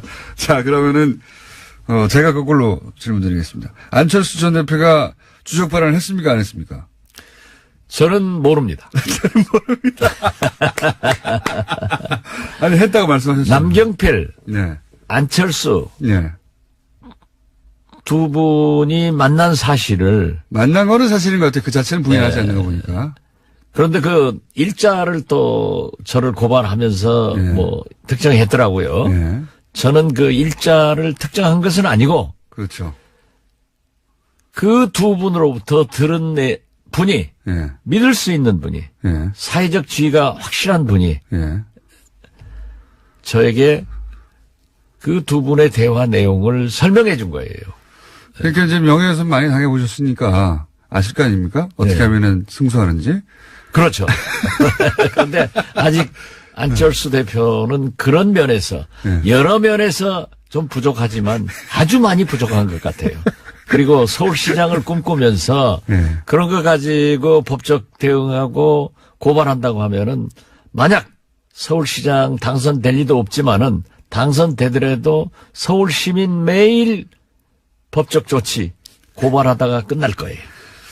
그 내용을 보면 간단하게 혹시 모르시는 분들을 위해서 간략 요약하면 남경필, 안철수 두 분이 만났는데 대화 내용 중에 주적이 홍준표냐 문재인이냐 물었더니 안철수 전 대표가 문재인 대표다. 홍준표가 아니라 대표가 아니죠. 대통령이다. 이렇게 말을 했다는 게 주 내용입니다. 근데 이제 안철수 대표는 여기에 대해서 본인은 주적이라는 표현을 써본 적이 없다. 그러니까 안 만났다는 얘기는 안 했으니까 만나긴 만난 거죠. 예. 주적이라는 표현을 써본 적이 없다. 제가 분명히 얘기한 것은 안철수 대표에게 남경필 지사가 주적이 문모 민주당이냐 예. 홍모 한국당이냐 이렇게 물었다겠지 저는 문재인 특정도 하지 않았습니다. 그렇기 때문에 또 문재인 대통령이 저를 고소할 확률도 많으니까 말씀 조심해 주십시오. 어떻게 됐든. 아니, 거기에 대해서 문모라고 답을 했다는 거 아닙니까? 예, 그렇죠. 예. 예, 그런데 뭐 그렇게 들으신 거죠? 이렇게 말하나 저렇게 말하나 똑같은데 예. 안철수 대표께서 자기는 주적이라는 말을 써본 적이 없다. 예. 남경필 지사는 자기는 주적이라는 말을 자주 쓰지 않는다. 그렇게 자주 쓰지 않는다. 그래서 대한민국 정치인 국민들은 주적이라는 말을 자주 쓰는 사람도 없지만은 한 번도 안 써본 적도 없다 하는 것은 거짓말입니다. 그런데 당장에 그 SNS에 안철수 대표가 TV 토론에 나와서 우리의 주적은 누구냐? 라고 하니까 북한이다. 주적이라는 단어를 쓰더라고요. 근데 이제 그날 안 썼다는 얘기겠죠. 그날 안 썼다는 거겠죠. 그날. 그러니까 저는 썼는지 안 썼는지 모르겠어요. 표현이 아무튼 믿을 만한 네. 그 두 분과 대화의 내용을 한 사람이 그분한테 얘기해 준 것을 그분이 상당한 위치에 있는 분이 저에게 얘기를 했기 때문에 저는 믿을 수밖에 없었다. 근데 전원을 해주신 분이 표현을 주적이라고 표현하며 전원해 주셨다는 거죠. 그렇습니다. 실제 대화는 주적이 아니라 뭐 예를 들어서 가장 싫어하는 혹은 뭐 가장 뭐 이겨야 될 대상 이런 표현을 썼을 수도 있지만 전해주신 분이 주적이라고. 그것도 이렇게 썼을 수 있지만은 할 수는 없는 거죠. 저는 그분의 말씀을 정확하게 얘기하는 것이 옳죠. 그분은 어쨌든 주적이라는 표현과 함께 이걸 전달해 주셨다는 네, 얘기죠. 그렇습니다. 예. 근데 그 주적이라는 표현 자체보다 더 중요한 것은 그래서 결국은 누구를 이겨야 할 대상으로 보느냐 그 내용인데 내용이 이제 홍준표 대표가 아니라 문재인 대통령이라고 이제 안철수 대표가 발언했다는 거죠. 그런 거죠 내용상. 그러니까 지금 현재 오늘 아침에도 예. 모 신문에 그러한 것들이 보도되고 있습니다만은 정치권에서는 바미당이 창당할 때부터 예. 한국당과 보수 예. 대연합 야합한다. 결국은 그렇게 될 예, 것이다. 그렇게 된다. 이렇게 얘기를 했는데 또 6.13 지방선거를 앞두고 바미당에서 한국당과 단일화할 것이다. 예. 이런 보도도 많이 나왔어요. 그런 예상 실제로. 보도가 있었죠. 예, 예상 보도가. 예. 근데 정치권의 보도라고 하는 것은 항상 있을 수 있는 거고 또 제가 지난번에 말씀드렸지만은 언론에서 그렇게 보도되면은 또 되게 그렇게 되더라고요. 그렇게 되더라고요. 그래서 저는 예. 당연히 안철수 서울시장, 남경필 경기지사 그러니까 그 전에 두 분이 두 번 만나서 그러한 얘기를 나눴다고 하면은 어느 정도 공감대가 형성되지 않았을까 하는 추측을 했을 뿐이에요. 굳이 왜 두 번이나 지금 시점에 만나서 뭐 그런 이런저런 얘기를 했겠느냐. 나중에 연대 가능성이나 이런 걸 위해서 뭐 안면을 트는 거 아니냐. 이렇게 생각하신다는 거죠? 뭐 그 만난 시점에 대해서는 저는 잘 모르지만은 네. 저는 그렇게 보았습니다. 그리고 한국당에 지금 특별한 서울시장 후보가 없고 바미당에는 경기지사 후보가 없기 때문에 네. 그러한 얘기를 할 수 있지 않느냐. 뭐 일부 언론에서는 거기서 더 나가서 인천시장 얘기도 하지만은 그 인천시장 얘기는 못 들었습니다. 저는 이렇게 들은 얘기만 합니다. 들은 얘기. 혹시 이렇게 공장장하고 다른 점이 그런 점입니다. 이렇게 문제가 불거진 이후에 그 말을 전해준 분이 혹시 재확인해 주셨습니까? 아, 그건 조금 곤란합니다. 재확인. 제가 지금까지 예. 여러 가지 의혹을 제기했는데 한 번도 그 중간에 낀물 취소를 당해서 처벌을 받아본 적도 없고 그렇죠. 예, 한 번도 사실이 없습니다. 아닌 것도 없습니다. 이때까지 제가 만약 맞습니다. 사실이 아니라고 하면은 국회에서 질문했을 거예요. 박근혜 대통령으로부터 또 당했던 박근혜 대통령도 5년간 당했죠. 네. 그렇지만 제가 이겼죠. 무죄로 네. 되셨죠. 예. 만만해 저축은행 수없이 당했어요. 예. 그때마다 다 이기긴 하셨어요. 여태까지. 예. 이것도 자신이 있으신 거죠 지금. 지금 검찰에 고발됐다가 하니까 예. 검찰에서 기소 가치가 있는지 없는지 뭐 혐의가 되는지 안 되는지 그것은 검찰에서 판단할 거니까 저는 신경 안 씁니다. 근데 이제 그 전원을 해주신 분이 나중에 이제 법정에서 증언을 한다든가 혹은 그런 걸 확인할 수 있는 뭔가 이렇게 물증이 있다든가 그런 게 있으니까 자신 있게 말씀하시는 거 아닙니까? 저는 지금까지 얘기를 하면서 예. 제일 자랑스럽게 생각하는 게 천성만 검찰총장을 낙마할 때라 여러 김태호 총리, 신용카드 가지고 김태호 총리, 예. 대법관 후보자들, 심지어 민간 사찰, 총리실 그러한 것도 배추 덩어리라도 하나 물증이 없는 것을 가지고 저는 얘기한 적이 없기 때문에 그렇게 과히 염려 안 해도 될 겁니다. 염려는 안 합니다, 저는. 네. 오랜 세월 이런 일을 겪어오셨고, 다 헤쳐오셨기 때문에, 예, 뭔가 있을 거라고 생각을 하고 그러나 있습니다. 좀 팔자에 좀 관제수가 있는 것만은 사실인 것 같아요. 근데, 안철수 대표는 예를 들어서 주적 표현은 제쳐놓고, 문재인 대통령에 대해서, 사실 이제 라이벌이 아니잖아. 이쪽은 이제 대통령을 더 할 수도 없고 끝났는데, 왜 이렇게 문재인 대통령에 대해서 아직도 그런 감정을 가지고 있을까? 언제부터 이게 시작된 겁니까? 본인이. 제가 쭉 얘기를 해보면은 문재인 후보에 대해서 양보한 네. 이후. 거기서부터입니까? 거기서 그렇게 상당히 전부터? 그런 생각을 가지고 있는 것 같아요. 5년 전부터. 사실 저도 문재인 대통령을 문모닝하면서 얼마나 공격을 했습니까? 네. 그렇지만은 선거라고 하는 것은 과정에서 치열하게 하더라도 국민이 결정해서 결과가 나오면 승복해야 되고 또 대통령이 당선되면은 성공할 수 있도록 도와주고 잘못하는 것은 지적하는 것이 우리 야당의 할 일이기 때문에 저는 그렇게 개인적으로 그냥 털고 갑니다. 그런데 원래 안철수 잘하시죠. 대표는 좀 네. 꽁 해가지고 안 털립니까, 그게? 안 털려요. 계속 그러는 거예요. 그 계속? 섭섭한 얘기만 자주 하더라고요. 또 고소하려나? 하도 고소를 좋아해가지고. 그분 서울시장이나 대통령 되면 안 된다니까요. 국민들 자꾸 고소하면 되겠어요? 국민들은 고소하겠습니까? 안 하겠죠. 그러니까 이제 어쨌든 내용상으로는 그렇기 때문에 여전히 보수 대연합이 어떤 식으로든 있긴 있을 것이라고 생각 계속 하시는 거고요, 그죠?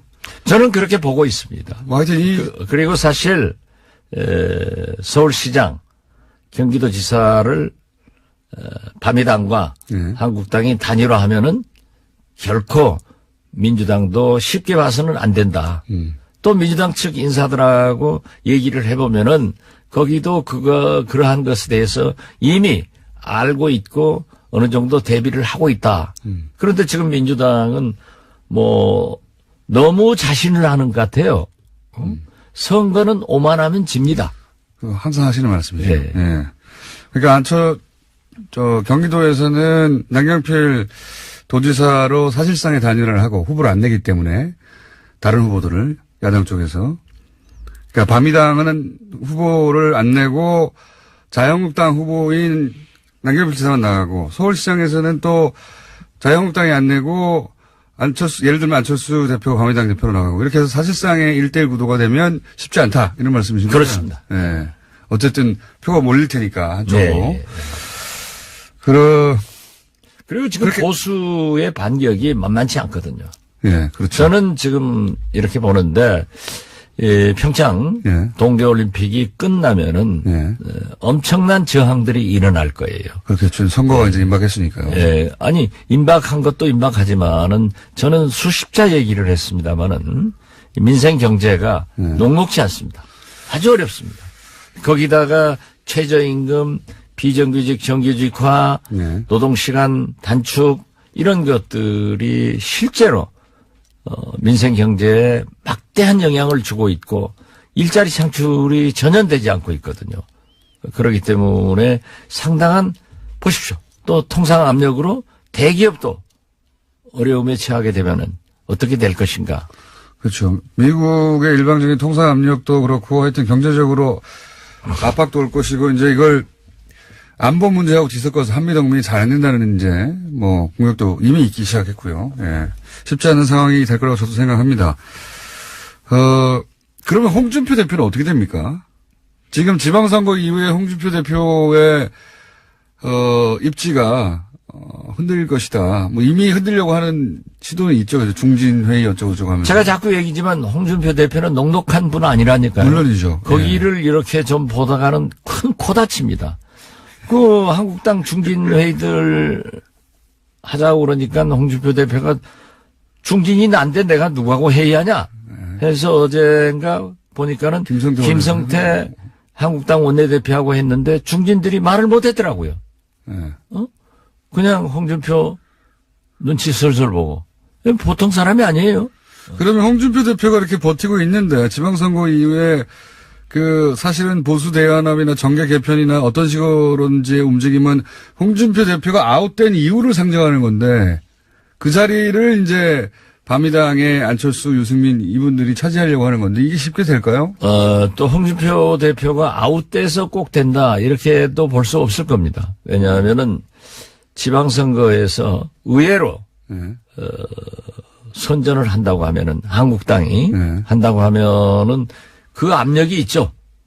당선된 우리도 한국당과 함께 하겠다 했을 때는 홍준표 대표도 또 끌어들여가지고 그 안에서 싸워가야겠다 하는 전략의 수정도 할 수 있기 때문에 아무튼 좀 복잡해질 겁니다.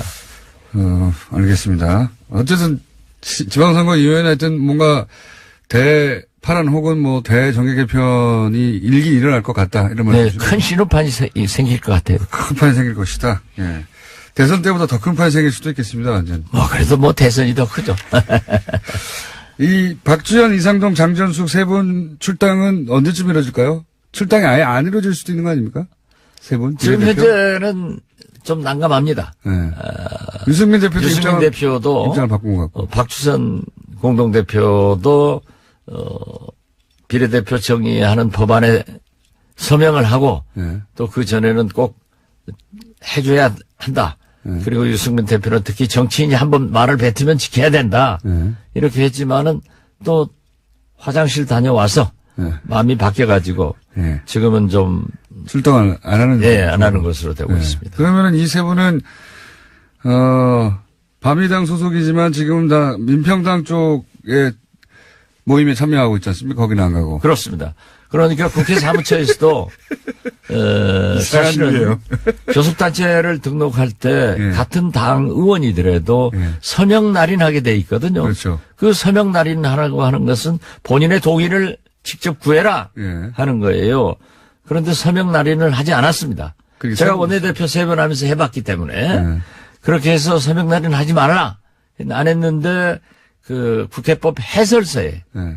서명 날인 하지 않더라도 같은 당 소속이면 교섭단체로 본다 네. 해서 바미당 국회의원은 30명이다 하고 사무처에서 얘기를 했지만 그것은 국회법을 편의적으로 해설해서 사무처의 해설서이지 법은 아니에요. 그렇죠. 그래서 유권에서 우리가 한 거죠. 가처분도 한번 신청해 볼 필요성이 있고 네. 또 헌법재판소에 제소도 한번 해볼 만하다 하는 것을 검토하고 있습니다. 그러니까 이제 당적은 거기지만 예. 교섭단체로 포함돼서 같이 움직이지는 않겠다. 그렇죠. 예. 처음 듣는 일입니다. 처음 듣는 일. 그리고 본인은 출마하십니까? 본인이 누구예요? 대표님이요. 저요? 예. 아직 전남- 결정 안 했습니다. 아직도 안 하셨어요? 예. 여러 가지 상황이 좀 있고, 예. 제가 작년 7, 8월부터 전라남북도, 광주, 예. 특히 전남을 샅샅이 돌아다녔지만은 여러 가지를 보고 느꼈습니다. 그러나 그때도 그랬고 지금도 그렇고 아직 정치적 상황이나 제 주변 정리가 안 됐기 때문에 전남지사를 출마하겠다라는 공식 선언을 하지 않았는데 이제 와서 새삼스럽게 한다 안 한다 얘기는 하지 못하고 예. 그냥 좀 고민스럽게 쳐다보고 있습니다. 바미당과 자유당처럼 민주당하고 전남지사를 예를 들어서 딜을 한다든가 그런 가능성도 있지 않습니까? 전남지사 하나를 가지고 얘기하는 게 아니라 예. 만약에 바미당과 예. 한국당이 그렇게 간다고 하면은 우리 민평당과 민주당도 한번 생각해 볼 만한 문제가 있지 않느냐 하는 얘기들을 책임 있는 지도부에서는 얘기를 하고 있지 않지만은 예. 그 의원들 간에 예. 335 그런 의견을 나누는 것은 사실입니다. 저쪽에 저렇게 나온다면 우리도 그렇게 하자. 예. 예. 뭐 저쪽이 저렇게 하는데 우리라고 가만히 있을 수는 없지 않느냐 뭐 이런 이야기. 그렇습니다. 만약 문제의 관건은 서울시장과 경기도지사 아니에요? 예. 또 인천시장까지 수도권의 인구의 절반이 살고 있기 때문에 예. 그리고 항상 우리는 서울시장 중심으로 모든 걸 바라보지 않잖아요. 예. 눈이 와도 서울에 눈이 와야 문제가 되는 거지 지방에 눈이 오면은 그냥 9시 뉴스도 한번 말하고 지나가요.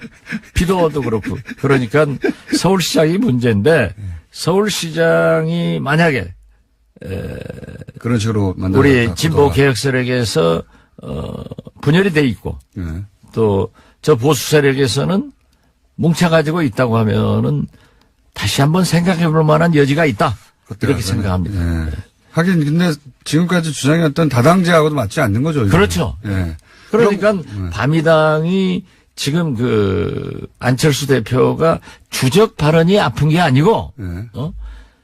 지금까지 줄곧 주장해왔던 다당제를 또 주장해왔던 한국당하고는 절대 함께하지 않는다.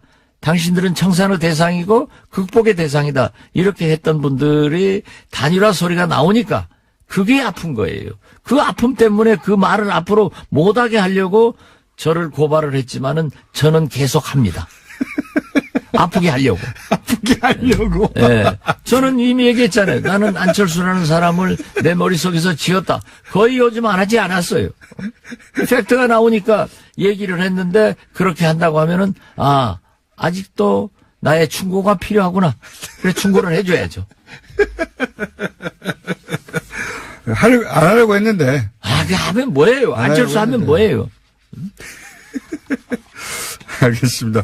혹시 오늘 시간이 이미 지났는데 이거 말했었어야 되는데 안 하신 거 있습니까? 안 한 게 없습니다. 지금까지 정치 구단주 민주평화당 박지원 의원이었습니다. 감사합니다. 네, 감사합니다.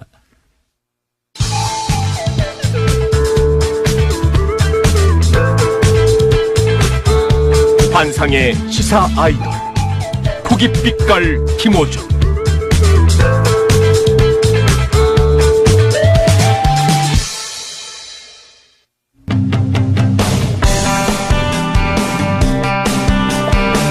그것마저 알려주마.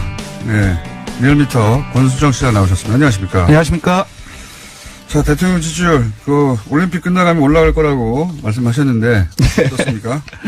예, 많은 분들이 미국의 거센 통상 압력이라든지 GM이 철수 위협을 계속 하고 있죠. 이러한 부분들 때문에 보합세 아니면 떨어지리라고 예상을 했을 텐데요.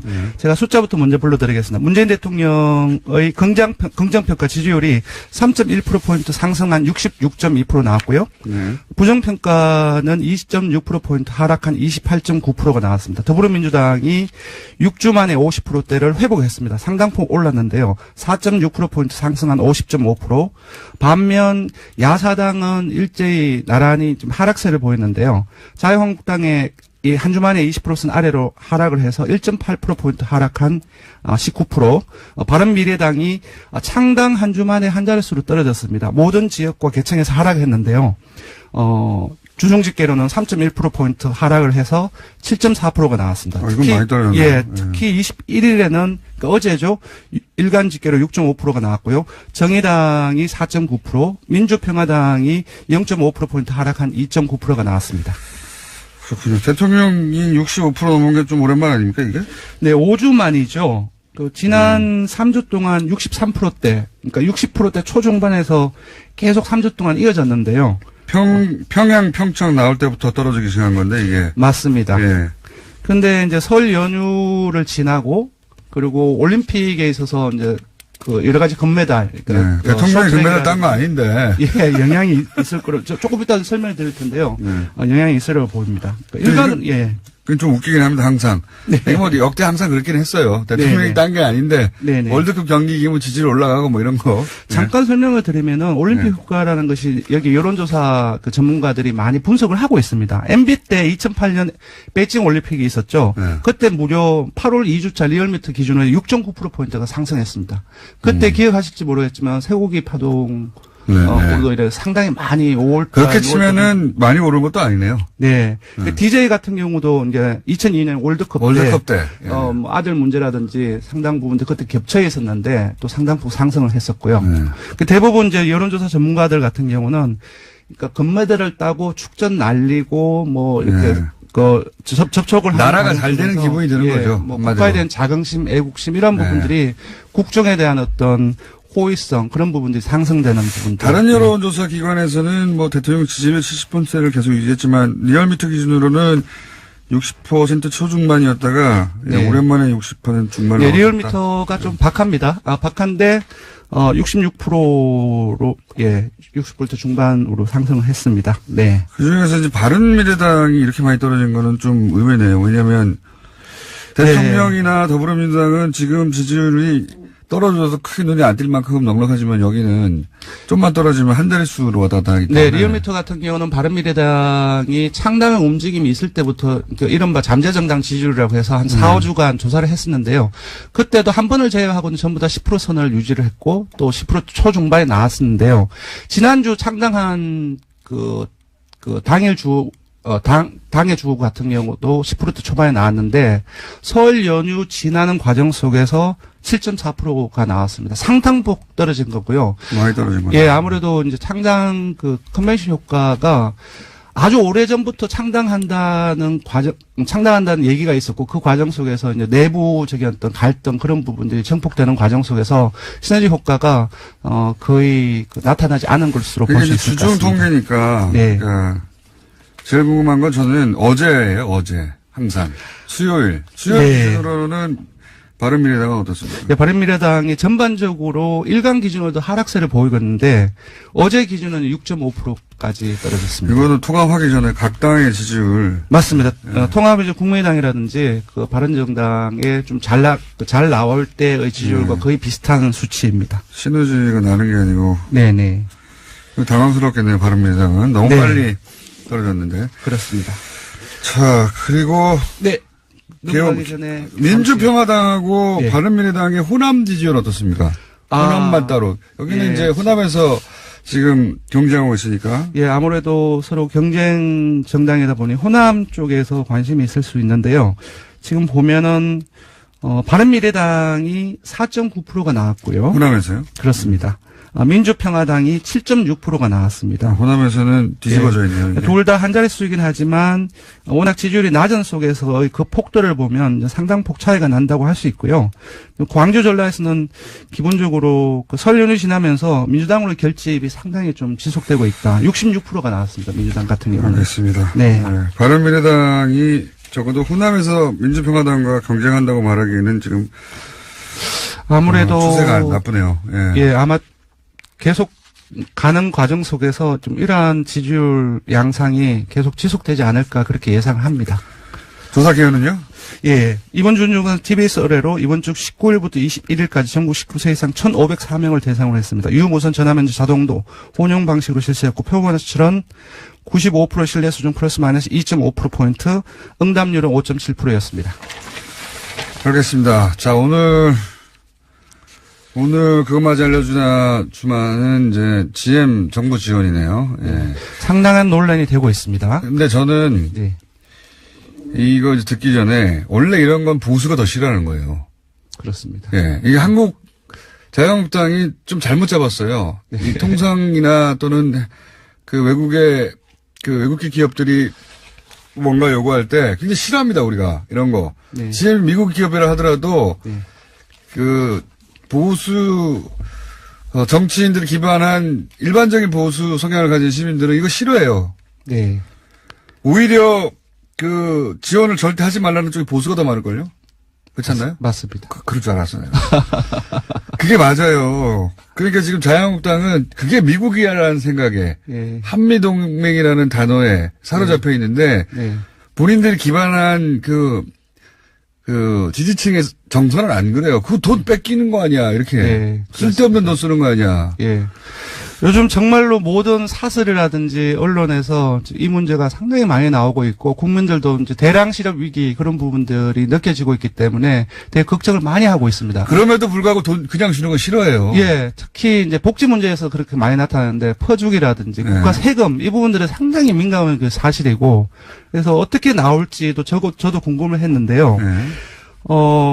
GM이 세금과 한면과 함께 공적 자금을 네. 이제 지원을 사실상 이제 요청을 하고 있는 걸로 나왔죠. 그래서 선택지를 이렇게 물었습니다. 하나는 대규모 실업을 방지하기 위해서 조건 없이 지원하자. 이건 뭐 낮을 예, 것이고. 두 번째로는 GM이 그 타당한 그 경영 정상화 계획을 제시할 때에만 네. 조건부로 지원하자. 이게 현재의 정부 입장입니다. 타당한지 보자 이거죠. 그렇습니다. 네. 세 번째는 외국계 기업이기도 하고 국민 세금 퍼주기다. 무조건 안 된다. 예, 또 상당한 그 규모가 기업한테 지원하는 규모가 뭐 20억 원이 아니라 거의 조단위이기 때문에 조단위를 요구하고 있죠. 지금. 예, 네. 그래서 지원 반대 이렇게 물었는데 조건부 지원이 가장 많이 나왔습니다. GM이 정말로 제대로 된 정상화 계획을 제시할 때에만 지원을 하자가 55.5%가 나왔고요. 조건 없이 지원은 정말로 적게 나왔습니다. 6.4%에 불과했고요.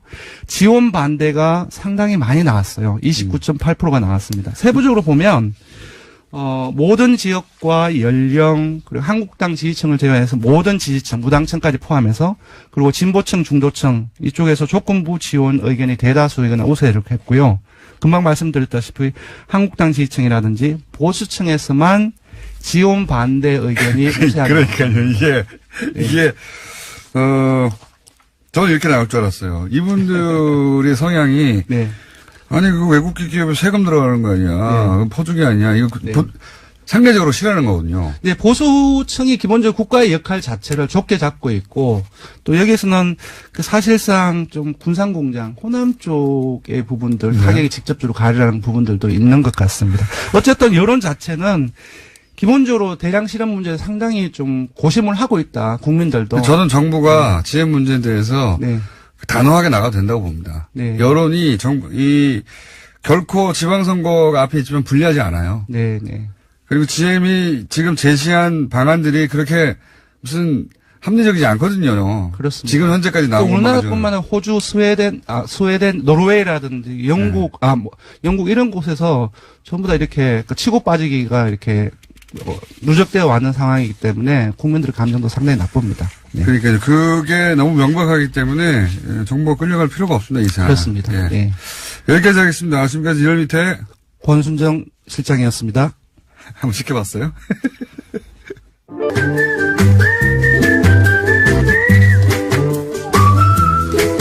도시건축가 김재래 박사님 나오셨습니다. 안녕하십니까. 네, 안녕하세요. 오늘은 10분 넘습니다. 시간이. 아이, 무슨 10분도.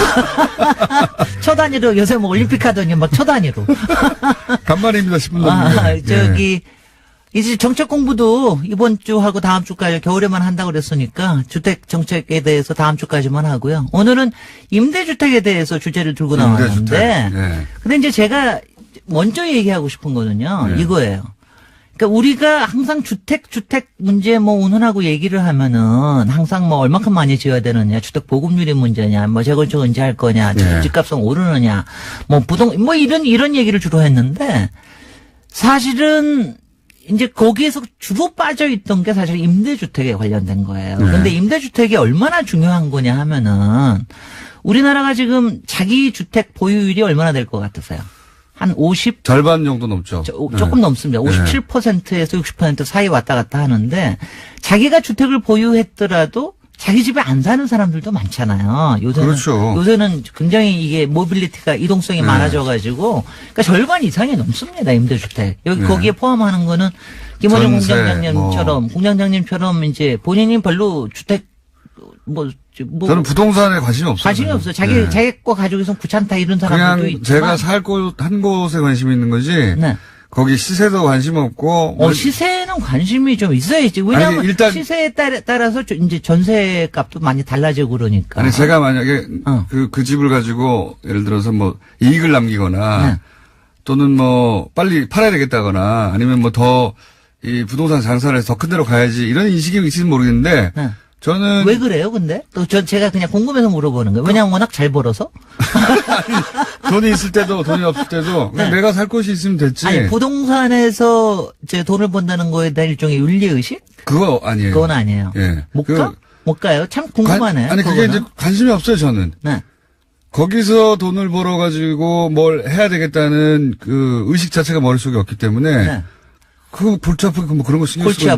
골치 아프게. 그럼 내가 사는 곳이 마련됐으면 됐지 뭐. 네. 근데 이제 그렇다면 바로 그거예요.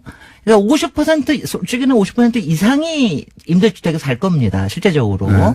근데 그 사람들이 지금 공장장 마음대로만 되면 되는 거예요. 그건 뭐 내가 살 곳만 있고 그러면 더 너무 오르지만 않고, 그리고 내가 좀 살고 싶을 때까지 살게만 되면은 좋겠다. 그래서 이제, 우리 요새 얘기하는 임대주택에 대한 뭐 렌트 컨트롤이라든가 이런 게 이제 굉장히 중요해지고 그러는데. 사람들이 이 아파트나 이런 시세 에너지를 너무 많이 쓰더라고요. 글쎄 말이죠. 근데 이제, 그 제가 이 짧은 시간에 좀 얘기하고 싶은 거는 뭐냐면은, 우리나라의 주택 정책이 사실은 이제는 굉장히 사는 거에 대해서, 사는 게 아니라, 사는 거. 그러니까 임대주택에 대해서 굉장히 관심을 기울일 사실 때가 이미 지났습니다. 근데 정말 지났습니다. 왜냐하면 제가 우리나라 주택 정책을 배우면서 제가 한심한 거는 뭐냐면은 우리나라 주택 정책이라는 게 사실은 뭐 박정희 정부 때부터 시작됐는데 그때부터 계속해서 주택 건설만 했거든요. 근데 주택 건설을 왜 했겠습니까?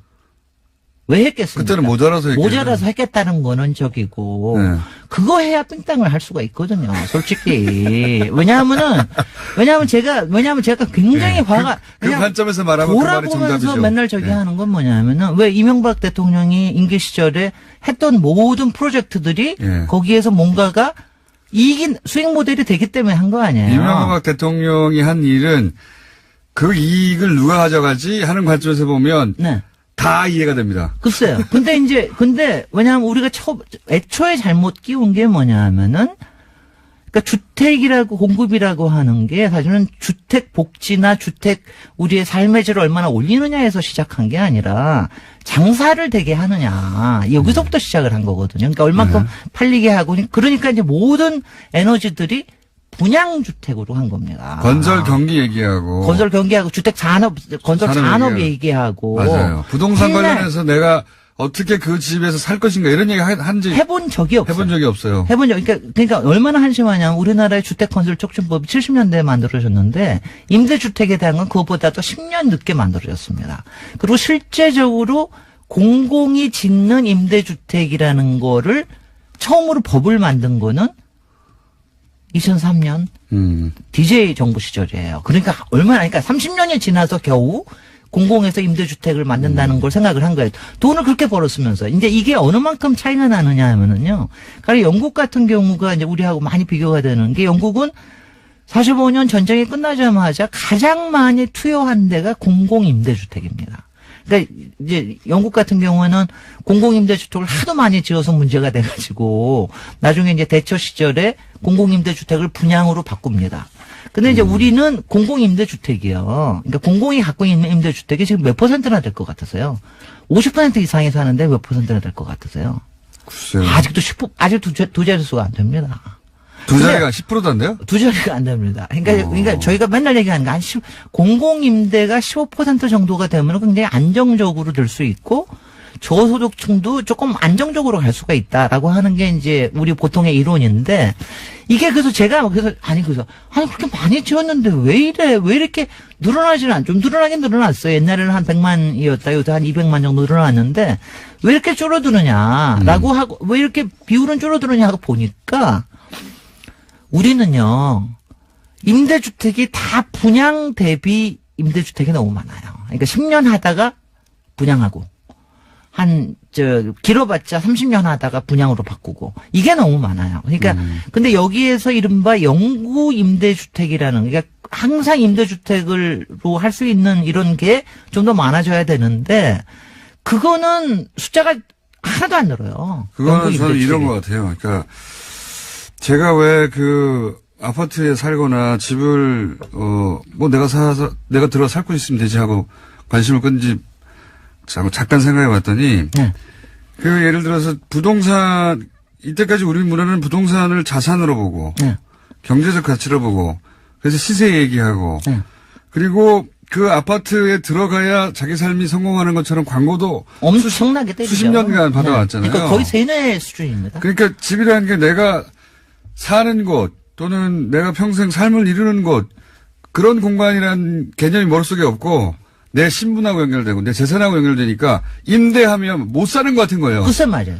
그것 때문에 그런 것 같습니다. 그게 확실히 그래서 이제 이거를 좀 바꾸려고 그러면은. 문화의 문제, 문화. 그러니까 공공임대에 대한 것도 그렇고, 그 다음에 굉장히 중요한 게 아니, 이제. 죽을 때 집 다 뽀개가지고. 무슨 말이에요? 관에 넣고 가는 것도 거기에 아닌데. 묶여가지고. 네. 잘 살지도 못하고 맨날 이자내를 하고 바쁘고, 이것도 그래서.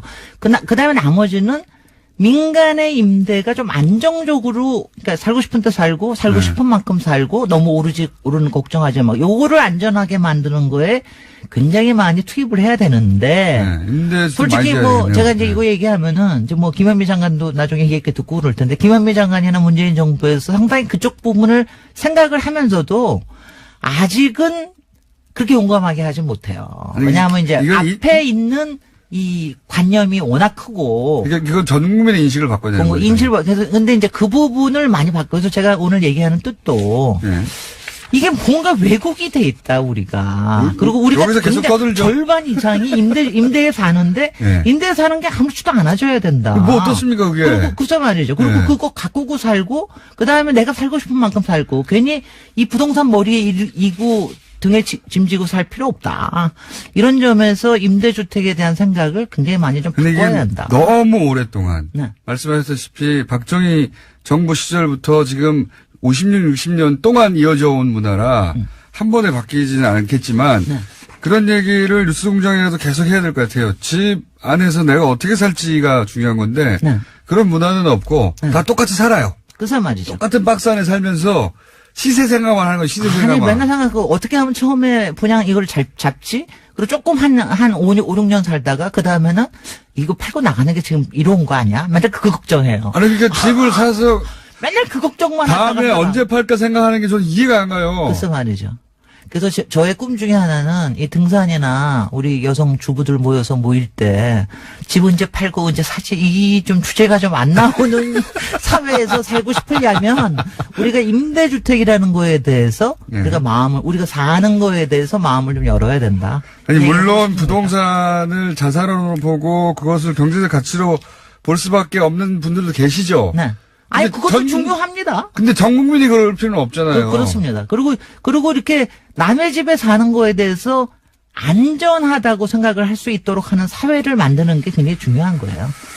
그래서 집이 우리 사회에서 너무 중요한 비즈니스 모델처럼 집이 아니고 비즈니스 모델이에요. 그래서 말이죠. 네, 비즈니스 모델처럼 여겨지다 보니까 집을 생각할 때면 스트레스부터 받는 거예요. 맞아요. 즐거움이 생겨야 되는데. 그래서, 제가 시간이 있으면 나중에 네덜란드 얘기도 해드리고 그럴 텐데, 네덜란드 같은 데가 보통, 자기 집 가시는 거에 비해서는 민간 임대에서 하는 거를 아주 당연스럽게 여기면서 정책을 피거든요. 네. 그러니까 그런 게 그렇게 되면 집이 참 굉장히 많이 좋아질 수가 있는 건데, 그렇게 좀 가는 방향으로 해보고, 저는 문재인 정부가 조금 그 점에서 조금 더 건투해줬으면 좋겠다는 생각을 합니다. 이게 문화적인 인식을 바꾸는 거라서, 쉽지는 않지만, 시작해야 됩니다. 해야 됩니다. 뉴스공장에서 해보겠습니다. 시작을.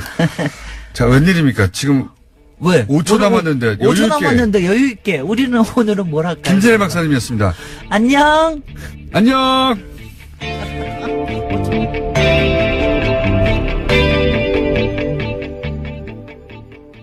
잡아낸 지 10여 년.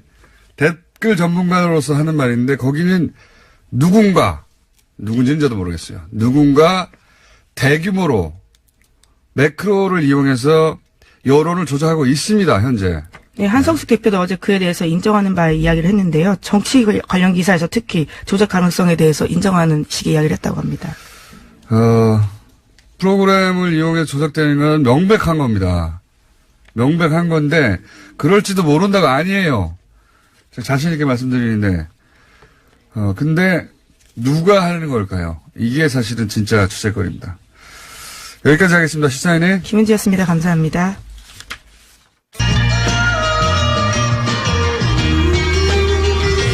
러브스토리 주제가죠. 네. 지난주에 제가 그 주제가를 남가요 주제가라고 잘못 말했는데, 남가요. 더불어민주당 송영길 의원, 자유한국당의 나경원 의원 나오셨습니다. 안녕하십니까? 네, 안녕하세요. 첫 시간 하고 났더니 주변 반응이 어떻던가요? 너무 점잖하게 한다 그러던데.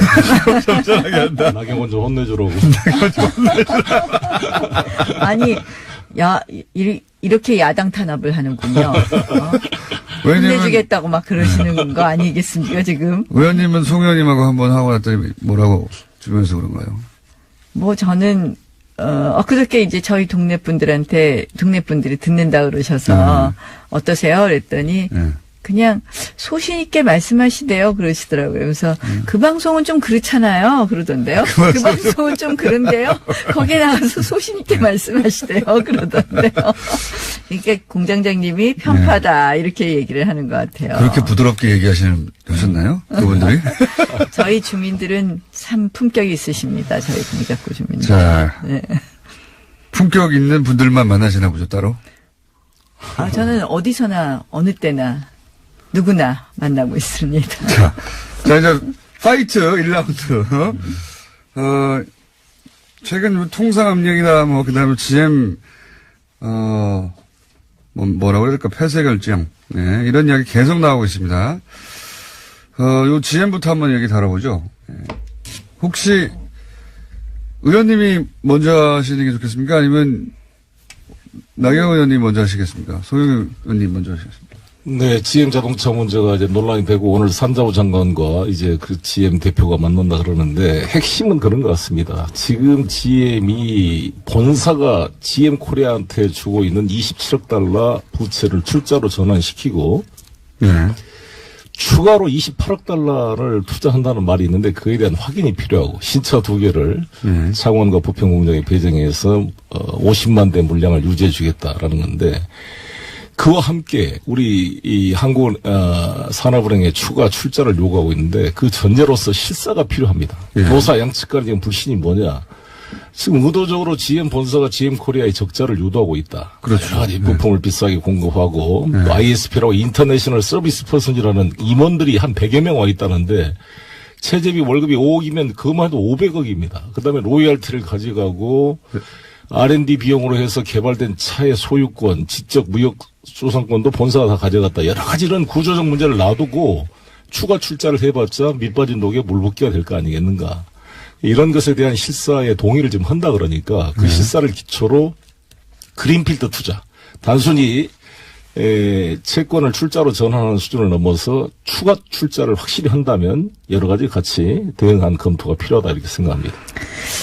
뭐 추가 출자 문제도 저희가 좀 더 봐야 되고요. 저는 이 GM 사태를 보면서 결국 본사의 부실 경영 플러스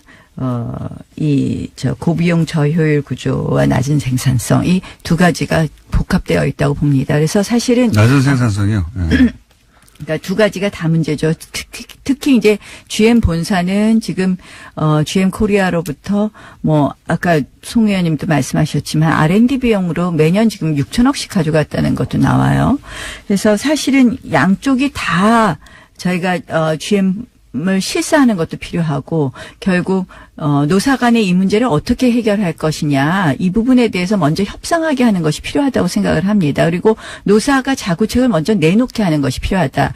그래서 굉장히 사실은 GM에 대해서 저도 의심의 눈초리로 보고 있는데요. 근데 역시 노조의 책임도 있다. 그러니까 양쪽의 책임이 다 있다는 겁니다. 노조의 책임도 있다고 봅니다. 뭐 예컨대 군산공장에 같은 경우에도 한 달에 7일 일하고 다 받아가고 했다는 그런 기사를 봤거든요. 그래서 저는 이렇게 생각을 합니다. 이제 저희가 선거를 앞두고 정치권이 잘못해서 성급하게 개입하거나 과도하게 개입하는 경우에 결국 우리가 국민 세금으로 잘못해서 이 GM 코리아의 어떤 구조적 변화 없는 밑빠진 독에 물붓기가 될 수 있다 이렇게 생각을 합니다. 그래서 노사의 자구책이 필요하다고 생각을 합니다. 그래서 점입니다. 각 나라의 무슨 총선이나 지방선거나 이럴 때 직전에 우리도 시기를 중심으로 보면 딱 그때예요. 우리도 역시 지방선거 때 그 여론 때문에 지금 예민하단 말이에요. 그러니까 정부 쪽에서 자기들이 이렇게 때를 쓸 때 때를 쓴다고 그냥 꺼져 이러지 못할 타이밍을 생각해보면 당연한데 철저하게 선택해서 치고 나온다. 이번에도 보십시오. 설 직전 여론이 중요할 때. 그리고 지금 4월 달까지 어떻게 한다 이런 얘기 있잖아요. 지방선거 직전이거든요. 정부 입장에서는 이게 이제 방어적인 자세를 취할 수밖에 없단 말이죠. 어떻게든 민심이 위반되지 않을 정책을 내놔. 뻔히 알면서도 철저하게 그런 거 잘 타이밍을 잡고 더 얄밉죠. 스웨덴 그런 사례 많이 얘기하고 있지만 요즘 모든 언론들이 사고공장 이야기가 많이 나옵니다. 돈 다 줬는데 떠나요. 자기들 다 먹고 나서. 그러니까 우리도 여기에 공적 자금을 투입하면 1, 2년 혹은 3, 4년 더 끌 수는 있지만 GM이 그냥 떠나겠다고 하면 아무도 못 말려고 또 떠나는 겁니다. 네. 그래서 저는 그렇게 떠나도 상관없다. 우린 추가 투자 없다. 라고, 해서 후속으로 예를 들어서 그 회사를 판다거나 아니면은 거기에 직업 안정 대책 자금이 들어간다든가 그 비용하고 이렇게 시간을 좀 벌려고 공적 자금을 투입하는 거하고 냉정하게 비교해 봐야 된다고 봅니다, 저는. 예. 이렇게 볼모로 잡고, 예. 목줄을 흔드는 것을 워낙 잘하기 때문에. 네, 이에 대해서는 GM의 이대주주인 산업은행에서도 그런 이야기가 나오고 있는데요. 운명은 언제든지 뒤집힐 수 있다라는 식의 이야기가 있다고 합니다. 그러니까 돈 줘도 자기들 떠난다는데요. 사기업이.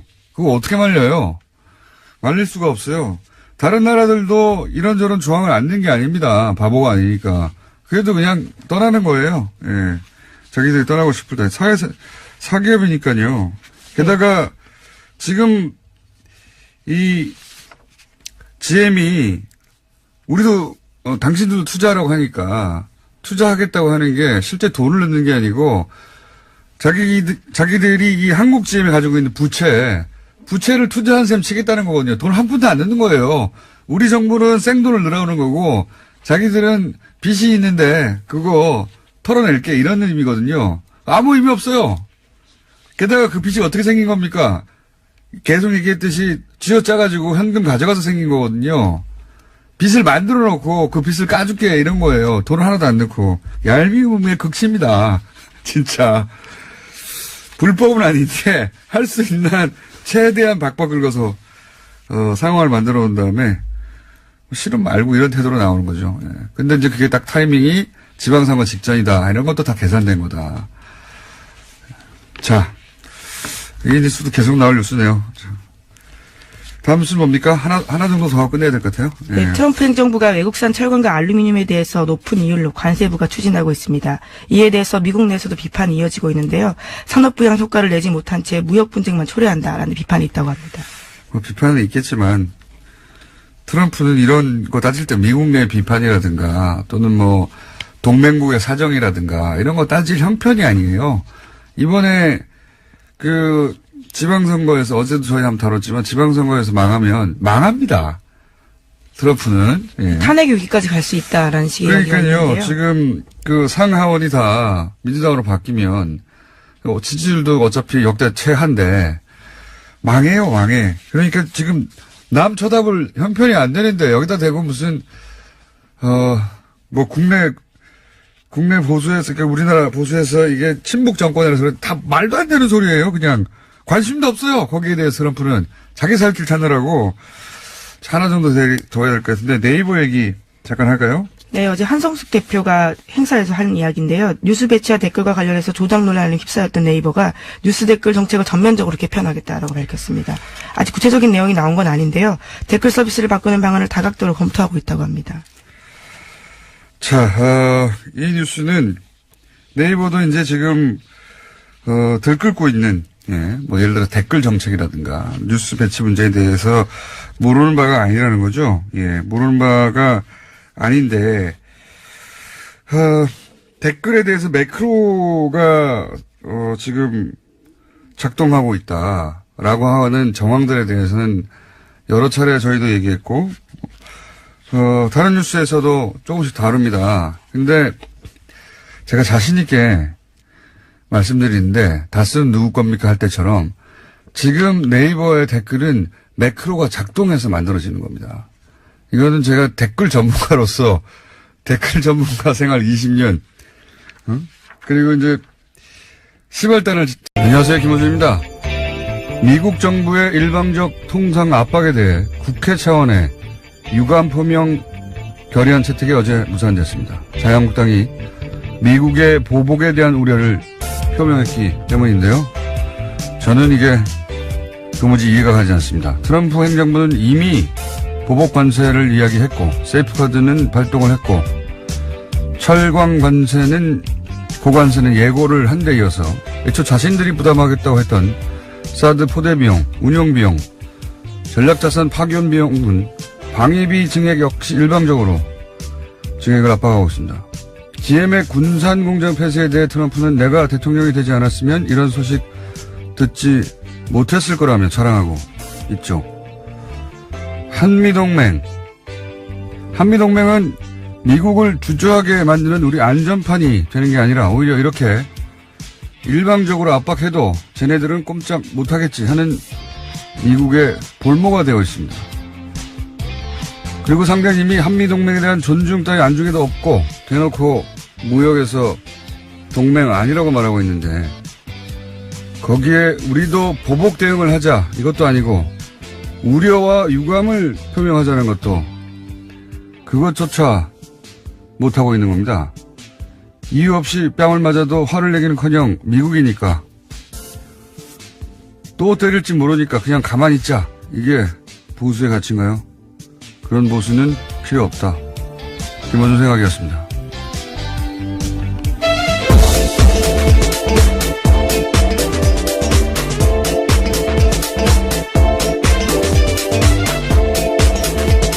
시사인의 김은지입니다. 이럴 때 극명하게 드러나는 것 같아요. 네. 우리 이제 보수라고 하는 뭐 다 똑같진 않겠지만 정치 세력이 이런 사태. 그동안 이제 한미동맹 이 말로 다 통했는데 그 말 하나로 안 통하는 사태가 온 거예요, 지금. 왜냐하면 상대방이 한미동맹 이를 말하는 게 아니라 동맹 아니다라고 말할 때, 예. 이럴 때 뭘 어떻게 해야 될지 모르는 거예요, 지금 전혀. 그러면서 이제 그냥 이건 내부 총질을 하는 걸로 해결하고 있거든요. 그 친북 정권이라서 미국이 저렇게 나온다든가.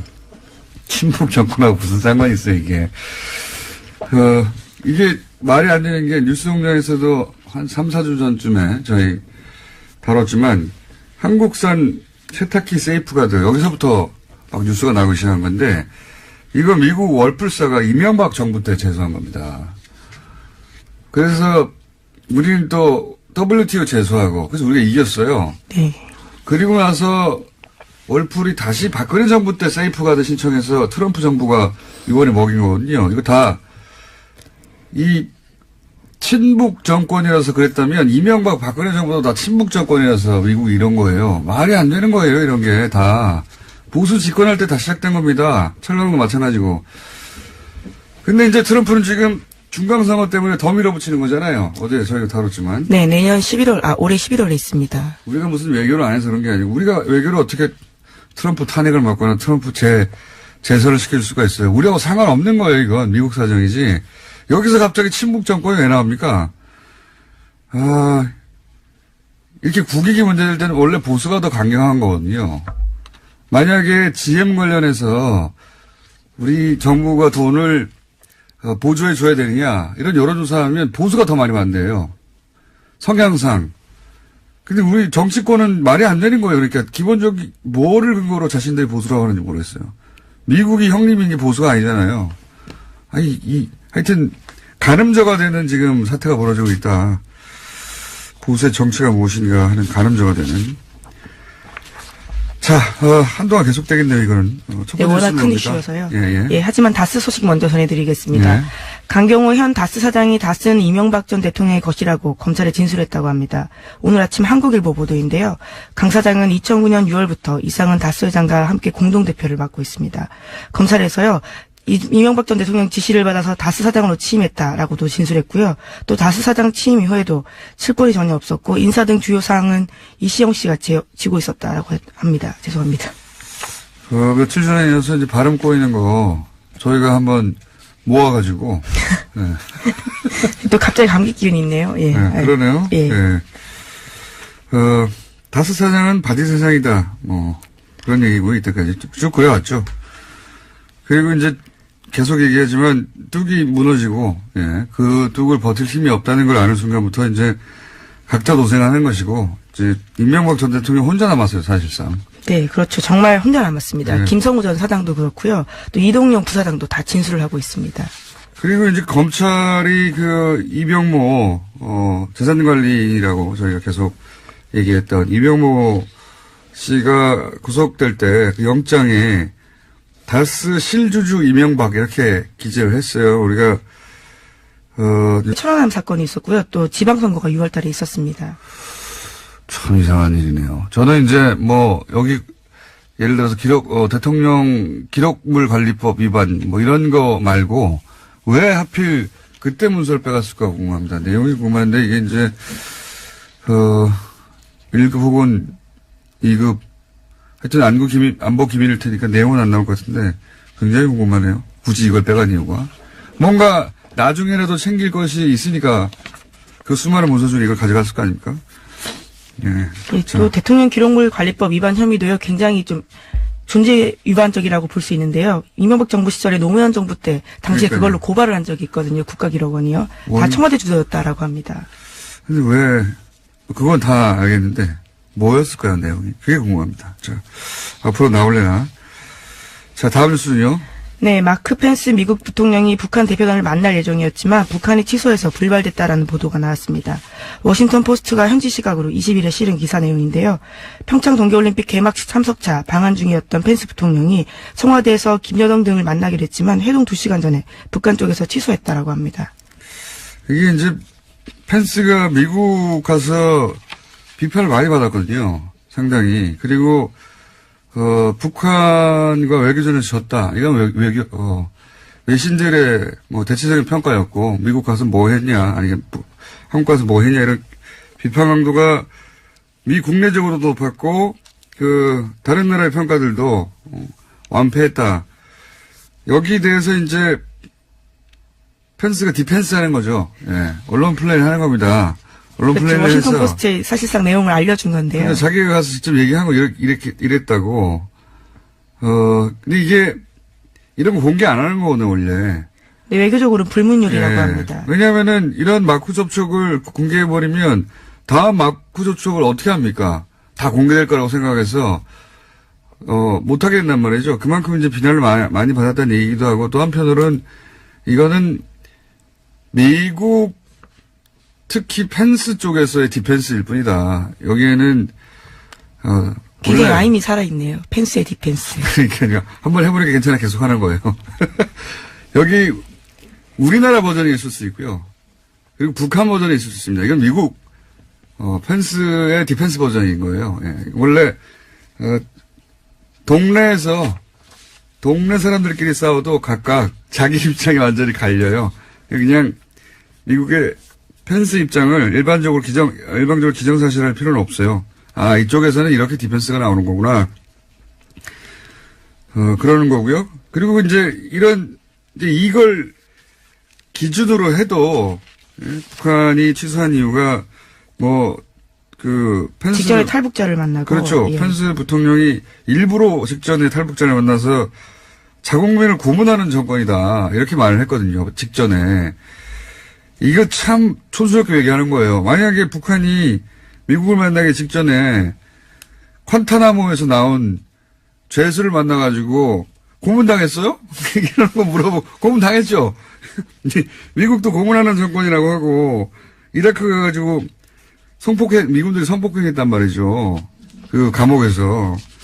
그런 걸 굳이 그 사람들 불러서 피해자 가지고 얘기해봤어 하면 이거 만나겠습니까? 예. 근데 그렇게 해서 굳이 잘한 거 하나도 없어요, 그쪽에서.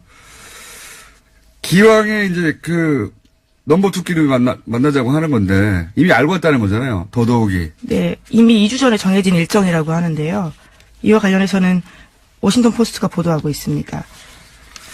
그러니까요. 이거 뭐 저쪽의 일방적인 디펜스고 그 말을 다 맞다고 치더라도 참 촌스럽게 못했어요. 예. 굳이 이럴 필요가 없는데. 네, 위와 같은 소식이 알려지자 북한 노동신문도 관련된 내용을 냈는데요. 명색이 부통령이라고 하는 펜스가 체면도 다 집어던지고 조국을 반영한 쓰레기들을 만났다라는 식의 주장을 하고 있습니다. 뭐 북한은 또 북한 주장을 하겠죠. 예. 근데 우리는 입장을 낼 수가 없는 겁니다. 여기서. 네, 임종석 비서실장은 그에 대해서 입을 열고 있지 않은데요. 당연하죠. 이게 이제 뭔가 긴밀하고 내밀한 이야기들이 오갔을 거란 말이죠. 오갔는데 여기서 이제 미국의 펜스가 그러면 안 되는데 하도 몰리니까 국내에서 비난 여론이 있으니까 디펜스하고 나온 거예요. 관례를 깨고. 예, 펜스의 디펜스 여러 번 나옵니다. 이 자체가 나쁜 거예요. 그 관련자들 물먹이는 거거든요. 다음에 어떡하란 말이에요, 이렇게. 자, 다음 뉴스 뭡니까? 네, 미국 GM이 군산공장 철수 발표하고 우리 정부에 1조 원 이상 지원, 세대 혜택 줄 것을 요청한 바 있습니다. 이러한 사실이 알려지면서요, 과거 전력들이 주목받고 있는데요. 유럽과 호주 등에서 일자리와 지역 경제를 빌미로 정부를 압박해서 구조조정 비용 전가했던 GM의 과거 인력이 다시 한번 주목받는다라는 겁니다. GM은 이거 도사예요, 도사. 저도 자료를 좀 찾아보니까, 도사구나, 하는 생각이 드는 게, 무엇보다 먼저 눈에 띄는 건, 이런, 이슈를 치고 나오는 공장에서 6개월 전부터 다수는 누구 겁니까? 그 질문을 처음으로 시작해서, 그리고 또 처음으로 검찰이 여기 답을 한 겁니다. 예, 실주주 이명박, 이렇게 답을 한 것이고, 예. 네, 검찰이 실소유주로 명시한 것은 이번이 처음이기 때문에 굉장히 의미 있는 일입니다. 그러니까 추정되는 이런 얘기 할 필요 없어요, 이제. 사실, 많은 언론들이 여전히 추정되는 이라고 하는데, 검찰이 여기다 썼다는 얘기는, 자신 할 만큼, 전직 대통령에 관련된 이야기인데, 자신 할 만큼 수사가 끝났다는 얘기거든요. 네, 혐의 입증했다라는 뜻으로 보이는데요. 이제 이명박 전 대통령은 정말 남았습니다. 그리고 이렇게 써가지고 구속됐잖아요. 예. 법원도 그렇게 판단한 거거든요, 사실은. 예, 다시 혐의가 소명됐다라고 하고 있거든요. 이렇게 되면 이제 거슬러 올라가서 김경준 씨를 다시 생각해 봐야 됩니다. 김경준 씨가 지은 죄는 죄고, 주가적 죄죠. 예. 이제 김경준 씨가 그 가운데 억울하다고 주장한 부분도 있거든요. 내가 죄인이면 이명박 전 대통령도 죄인이다. 근데 그 주장 중에 BBK 투자할 때 거슬러 올라가서 이게 언제적 얘기입니까? 28년 전 얘기입니다. BBK 투자할 때 18년 전이군요. 18년 전이 아니라. 190억 투자하는데 30분 만에 결정됐다 그러거든요. 근데 이제 그게 사연을 들어보면 김경준 씨는 당시 다스의 김성호 사장을 처음 보는 사람이라고 했어요. 처음 보는 사람. 처음 보는 사람인데 가니까 돈 주더라. 이게 다 이명박 전 대통령이 다스의 실소유주니까 가능했던 거 아니냐 이런 얘기 했단 말이죠. 그때부터. 물론 지난 18년 동안 인정 안 됐죠. 이 주장은. 근데 이렇게 되면 이제 뭐가 연결되냐면 이명박 전 대통령은 BBK 주가 조작의 주범이 되는 겁니다. 그렇죠. 그 돈은 그 돈의 주인이 이명박 전 대통령이었기 때문에 그 주가 조작에 쓰인 돈도 역시 이명박 전 대통령의 허락이나 개입 없이는 쓸 수 없었던 거거든요. 제가 보기에 개인적으로 수많은 일들이 있지만 경제적 관점에서 가장 악질적인 범죄는 이 주가 조직이에요. 네, 김경준 씨는 그걸로 실형을 살았거든요. 꽤 오래 살았습니다. 10년 우리나라에서만 10년 가까이 살았고 내용적으로 보면 왜 악질적이라고 하냐면 액수는 이거보다 큰 게 많죠. 4대 강도 그렇고. 근데 가장 악질적이라고 생각하는 게 이 BBK 사업은 실패했어요. 실패해서 손실을 보게 생겼어요. 그러면 사업하다가 실패하면 거기서 끝나야 돼요. 근데 이때부터 한 일이 뭐냐면 본전이 너무 아까운 겁니다. 이명박 전 대통령의 본전 의식은 정말 어마어마하잖아요. 예? 다스 대납, 삼성의 대납, 돈 남은 거 미국 가서 받아오라고 그랬던 분이잖아요. 10억까지도 챙겼습니다. 챙기려고 했죠. 네. 네. 자기 돈이 아닌데, 준 건데, 남았는데, 그냥 그쪽에서 나와서 준 거면 받죠. 근데 그게 아니라, 끝까지 따져가지고. 어쨌든, 본전 의식이 어마어마한데, 이때 발동이 돼요. 주가 조작을 해서 본전만 찾은 게 아니라, 이때 돈을 벌려고 합니다, 돈을. 자기가 사업에 실패를 했어요. 그러면, 내가 실패했구나. 하고 손실을 보는 게 정상인데 여기서 이제 주가 조작에서 본전을 찾을 생각을 하는 정도가 아니라 돈을 남기려고 한 겁니다. 아예. 이거 상상하기 사기를 이런 마인드는 상상하기 힘든 거거든요. 그렇게 해서 1000명한테 1000억 원 손해를 입히고 그런데 나중에 아마도 둘 사이에 분쟁이 생겨서 140억을 못 돌려받아서 여기까지 온 거거든요. 그때 욕심 때문에. 다 본인 욕심 때문이에요. 누구 탓할 사람이 없습니다. 대통령이어서 맡고 있었던 거고요. 예. 자, 다음 순요. 네, 이명박 정권 말에 당시 청와대가요, 이명박 전 대통령의 퇴임 시 계획을 문서로 만들었습니다. PPP라는 청와대 문건인데요. 이 내용을 검찰이 압수수색했습니다.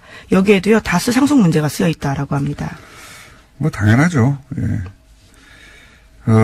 삼성의 승계 문제. 하고 똑같은 고민을 하는 거죠, 여기서. 예. 상속과 승계를 어떻게 해야 할 것인가. 예. 삼성의 고민하고 똑같은 거 아닙니까? 예, 청와대를 아예 사유화했다라고 볼 수밖에 없는데요. 다스 문제 대놓고서. 그렇죠. 예. 예. 이건 뉴스공장에서 줄기차게 주장해왔던 청와대가 이 상속 문제에 직접 개입했다 하는 걸 입증하는 문건이 또 나온 거죠. 예. 자, 다음 순요. 예, 또 다른 문건 내용이 있습니다. 이병모 청계재단 사무재당의 구속영장에 쓰인 혐의인데요. 이 사무국장이 불법으로 보관하던 청와대 문건이 발각됐다라고 합니다. 대통령 기록물법 관리법 위반 혐의인데요. 이명박 대통령 재임 시절에 청와대 국가위기관리센터와 국정원 또 민정수석실에서 생산한 문건이요. 영포빌딩 지하 2층에서 나왔다라고 합니다. 이거 참 궁금하네요. 3월 13일자가 뭐길래. 네, 2010년 3월 13일입니다. 그러니까 2010년 3월 13일자가 뭐길래 그 문서들을 당시에 부속실 행정관이 별도로 건넸을까요? 네, 퇴임경에 줬다라는 건데요. 그 당시가 바로 직후에